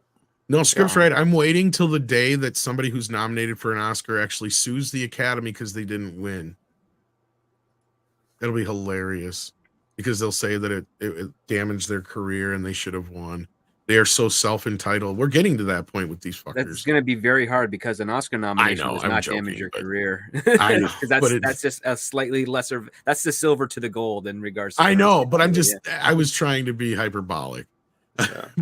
but the script is right, of course. So you have the reputation, you have the currency, you have the glamour, but also don't forget that many of those people who are involved with the Oscars, this is what they do. This is what their job. They idolize the image and they want to maintain it. Mm-hmm. And the moment that they give up on it, well, then it's gone forever. So it's a matter of like. It's the expression "fake it till you make it." Yep. This would be more like you've already make it and now it's slipping, but let's fake it till suddenly it becomes real again. So let's just fake it till the tides turn. Yeah. It's a Mobius strip of faking it, essentially. I mean, listen, we in the industry you have to do it to some degree because it helps generate enough interest so that you can and if you're well suited and you're well understanding of the interest and how to utilize it, you can actually build something out of it. Because that's usually how it is. So many people make promises that they're maybe not 100% ready to keep, but it's kind of just like a soft promise. But if money comes in because of that soft promise, that soft promise becomes a hard promise, in which case you get a letter of intent, you get a contract signed, you get a movie production going, you get a movie made, and then it goes out. It all came from basically just someone saying, hey, I think I can get this guy, or I've got this guy or this gal signed on to this idea. And it's completely fictitious, but because you've done that and got enough interest to lure that person in, it ends up working out. That's kind of how Hollywood functions. It's very, very dangerous to try and apply those to a normal business model. Yeah. Well, and it used to be. Here's the thing: the Oscars are a reminder of how self-important these people think they are, and how much they think they're really changing the world, and how much we're reminded that they don't do jack shit. That's the real truth of the matter, because they sit there and I don't know how many speeches yesterday as I've seen all the years before where they're like, this is such a big, huge leap forward to see such and such on screen, blah, blah, blah, blah, blah, blah, blah, blah, blah. Oh yeah. Well, how many lives did you fucking save? Really? It's more inspiring to me to hear somebody say, because of Star Trek or Ghostbusters, I got into STEM. or something like that. Or I wanted to be a doctor because I saw Doogie Howser as a kid or some shit like that. Or I wanted to be a special effects artist because I saw Star Wars. How many actors or actresses of, non-white background, let's say, are actually going to make it in Hollywood? So what are you really doing by saying, oh, I won an award and I broke down these doors? No, what did you really accomplish? Nothing. You were in a movie that people watched and they thought it was good. Good for you. Good for you. Like, that's really what it boils down people, to. they just like to believe that they're a little bit more important than doing make-believe for a living, although that's really exactly that. And moving on, but not completely, Mekichi says for $5, what did you guys think of Kimmel as host? Personally, I couldn't get through the show when he was on stage. I didn't watch the whole thing in its entirety, so yeah. I kind of ignored him. He hasn't been funny ever. Like, even on the Man Show, Adam Carolla was usually a little bit better than him. And I remember seeing him first on Win Ben Stein's Money. So I was like, oh, he's always looked like a 40-year-old man like Seth Rogen. So yeah. Don't forget, he's a guy who's trying to make us forget about his past so he doesn't get canceled all the time, too. That's too. 16-bit mascot says, hey guys, always enjoy the morning show. Cheers. Well, thank you so much, 16-bit, and we're glad to hear you enjoy it. What is the American-born Chinese show they were promoting last night? Asked E. Clay Thomason. Is it based on Everything Everywhere? It has the same people, the same people? No, it's not connected to Anything Everywhere. It's just it's based off a graphic novel. So it's a comic book adaptation show, and it just happens to have a lot of the same cast, and it's on Disney Plus, I think. There you go. I'm not aware of this, so I can't answer that. Zax has been a member for 21 months. Thank you so much, Zax. Go on your 2-year anniversary as well. The Walt Man says, should I try and find an old copy of You Only Live Twice in good condition or get the re-release with dialogue changes? Mike, what say you? Yeah. I don't think he's here. No, I'm here. I'm just pondering it. Okay. Tom, take it away in the meantime while Mike ponders. Get all the old ones. Yeah, get all the old ones. You can find them on eBay. You can find them on used bookstores, online and stuff. I have all the original ones from various different publishers. I got them redone, or I repurchased them about 3 years ago. So because the old ones are kind of falling apart because I read them a lot. And that's another thing where we were talking earlier about weird things being worth money in the future if things were to come down. Like, yeah, eventually things will settle down. Books are something that people overlook a lot, especially nowadays. So yeah.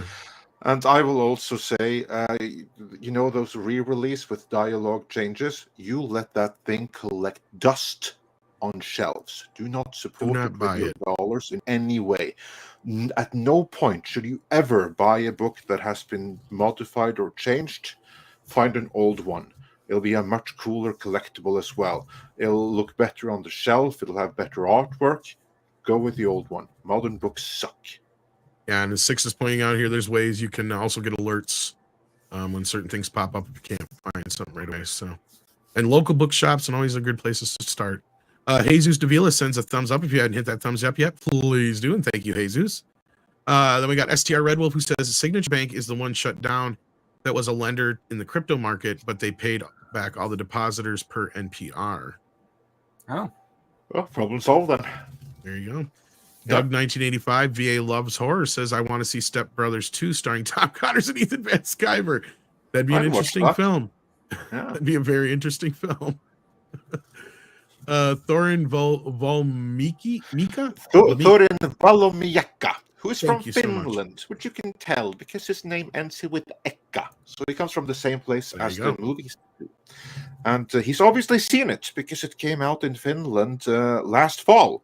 And he says, Sisu was awesome over-the-top action. If you like Tarantino, Machete, Rambo, etc., you will like it. Oh, Tom, this is for you.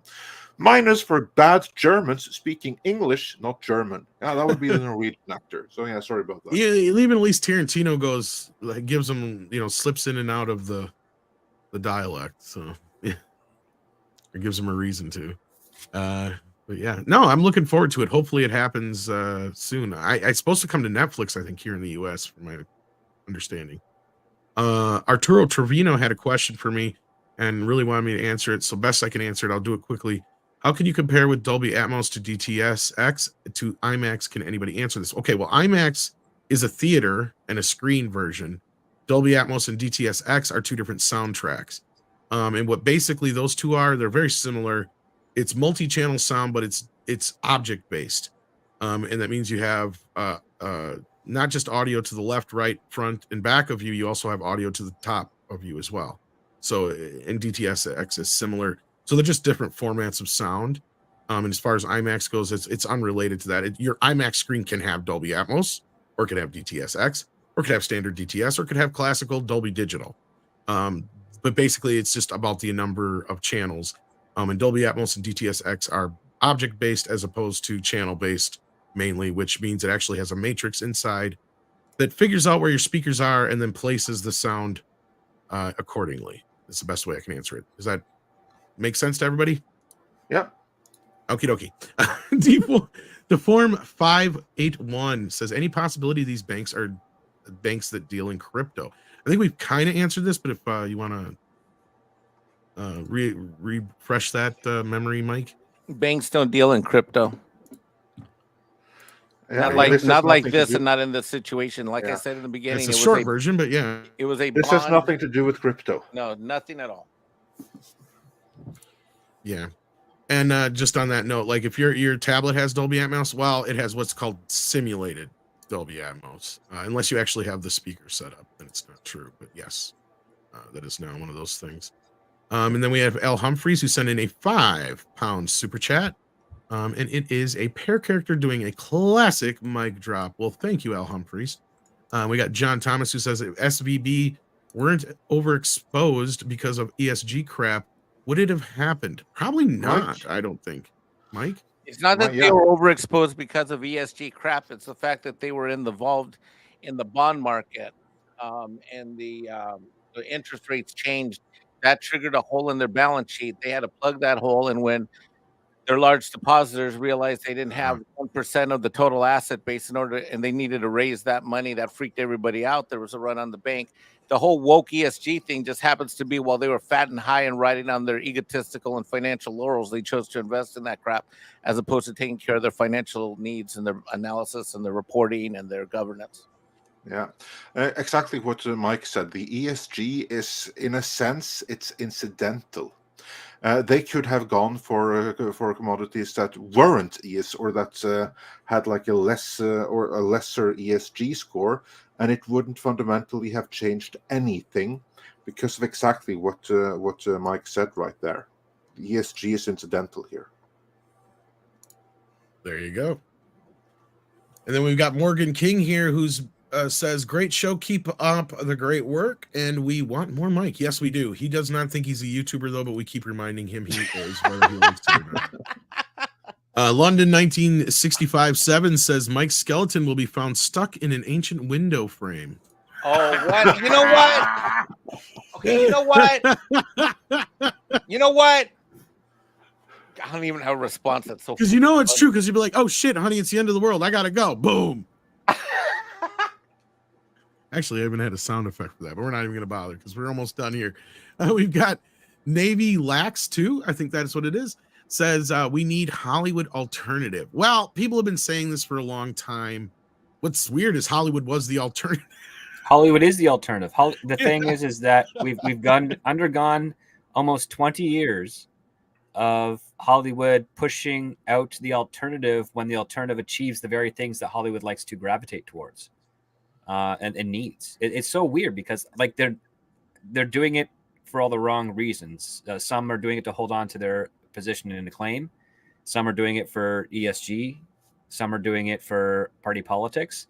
Lots of variables in there, which is strange. But I completely understand why also some of the ones that did, sort of break the window to enter in Hollywood ended up staying in the independent side of things. Because when they saw what was going on in there and the direction of it, they're like, no, I'm not getting involved in that. I'm staying over here for a while. And I don't begrudge them either. Yeah.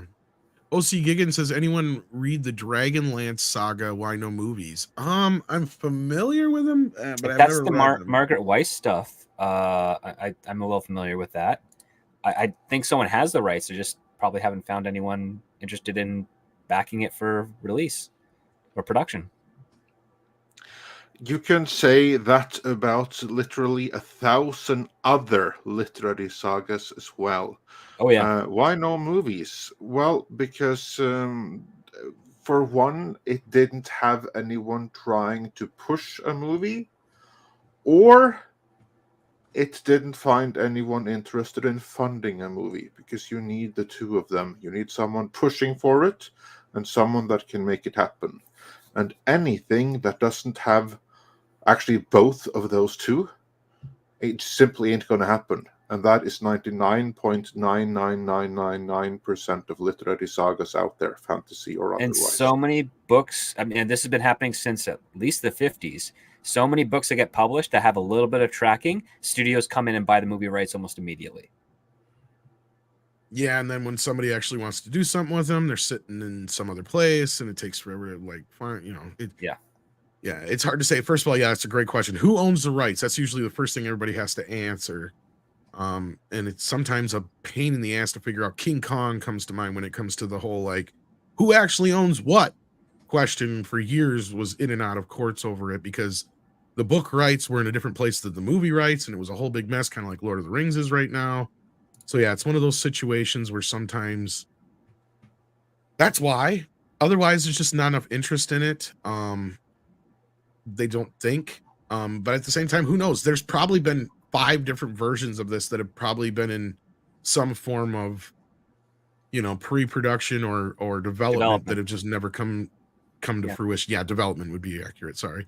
But just never came to fruition. That happens so often in Hollywood, because, as we say, it takes a million things to go right for a movie to happen, and only one thing to go wrong to derail the whole thing. So, and that thing can happen a lot of times in development, as Script just corrected me. Oh yeah. So, yeah. And you want it to go wrong in development if it's going to go wrong. So you'd rather be then. So, on that note, we have a couple more super chats here. Monkey Jeebus sent me something. Are you here, Mike? Is this for you? Yeah, I don't know what happened. I lost the internet for a second. Yeah, I saw you say that, so that's why I wanted to make sure, because we have Mexican Iron Saurus. That's pretty cool. I like that. That's pretty good. Kind of looks like you. Yeah, and notice how, unlike Marvel, they didn't make my junk and my Speedo look smaller. It looks like I'm. Oh, okay hell there. no! They made you. He made you swole and buff. Yeah. He's been juicing. Magitech Mags is in the house. Hey, Mags, you might see her tonight on Toxic Femme. Says this is for Mikey and window jumping. Uh-oh. Maybe she's inviting you over. No, I'm just kidding. And then we have another Tree Fitty. Thank you so much, 16-bit mascot, Hail Midnight's Edge, and chat team. Well, thank you so much. And with that, we are caught up, Andre. So yeah, we hit Fantastic. the 3-hour mark as well. Almost like perfect timing. Yeah. Nothing is better with that than that. So with that, I would like to say thanks to everyone who joined us today. Thanks to Mike for taking time out of your very busy schedule to help us go through the latest banking news, which kind of intersect a little bit with entertainment. So very glad that we could have that discussion. Thanks to Chris Gore. Thanks to Paul Chato. Follow everyone. Links are in the description. Script Doctor, anything you want to plug, like your Patreon, which is also in the description? Yes, on my Patreon this past Saturday, so 2 days ago, I dropped an interview I did with Robert Meyer Burnett on fraudulent creators. It's around 90 minutes. It's really, really well done. I apologize for the audio on my end of things, but it's mostly about what he has to say from the questions that I ask of him. So it's a great listen to. I've already got some very positive reactions for it, and that's for every tier on my Patreon. So if you are so inclined and haven't done so already, please consider joining, and you'll not be disappointed. Yeah, and then, Tom, as you just alluded to, we have Toxic Femininity later tonight, don't we? Yes, we do. I don't know the logistics yet, but I'm sure the ladies will talk something to do with the Oscars and Lord knows what else. But yes, indeed, later on tonight, 7 p.m. Central Time, you can catch the ladies of Toxic Femme. And then London 1965-7 also became a member. Thank you so much, London. And hopefully we'll have an update soon on when our next member meeting will be. And this time we're going to celebrate the 2 years of members. So that'll be awesome. And your Muslim uncle has also been a member for 23 months, speaking of the 2-year anniversary. So there we go. Well, technically, it looks like next month would be a lot of it for a lot of people. So maybe we'll have to come up with something special for that. But we'll let you guys know. We definitely got to plan something in the next week or so here either way, because we do not want to let that slip away from us again, as that does tend to happen with things around here. We got so much going on all the time. But thank you so much, guys, for being here. Thank you, Script Doctor. Thank you, Mike. Thank you, Paul. Thank you, Chris. Thank you, Culture. And anything else, Andre, before we go? No, with that, I just want to wish you all a great rest of your day. I know one thing we can say. We can finally say to the unemployed Alex Kurtzman, your video is coming. It is. Yes, he's been waiting for a Star Trek video. It's in the process of being worked on now. It's finally hit production. Indeed. So that'll be here shortly. And with that, it is time for some koalas in the rain. Koalas in the rain, koalas in the rain, no fucks given.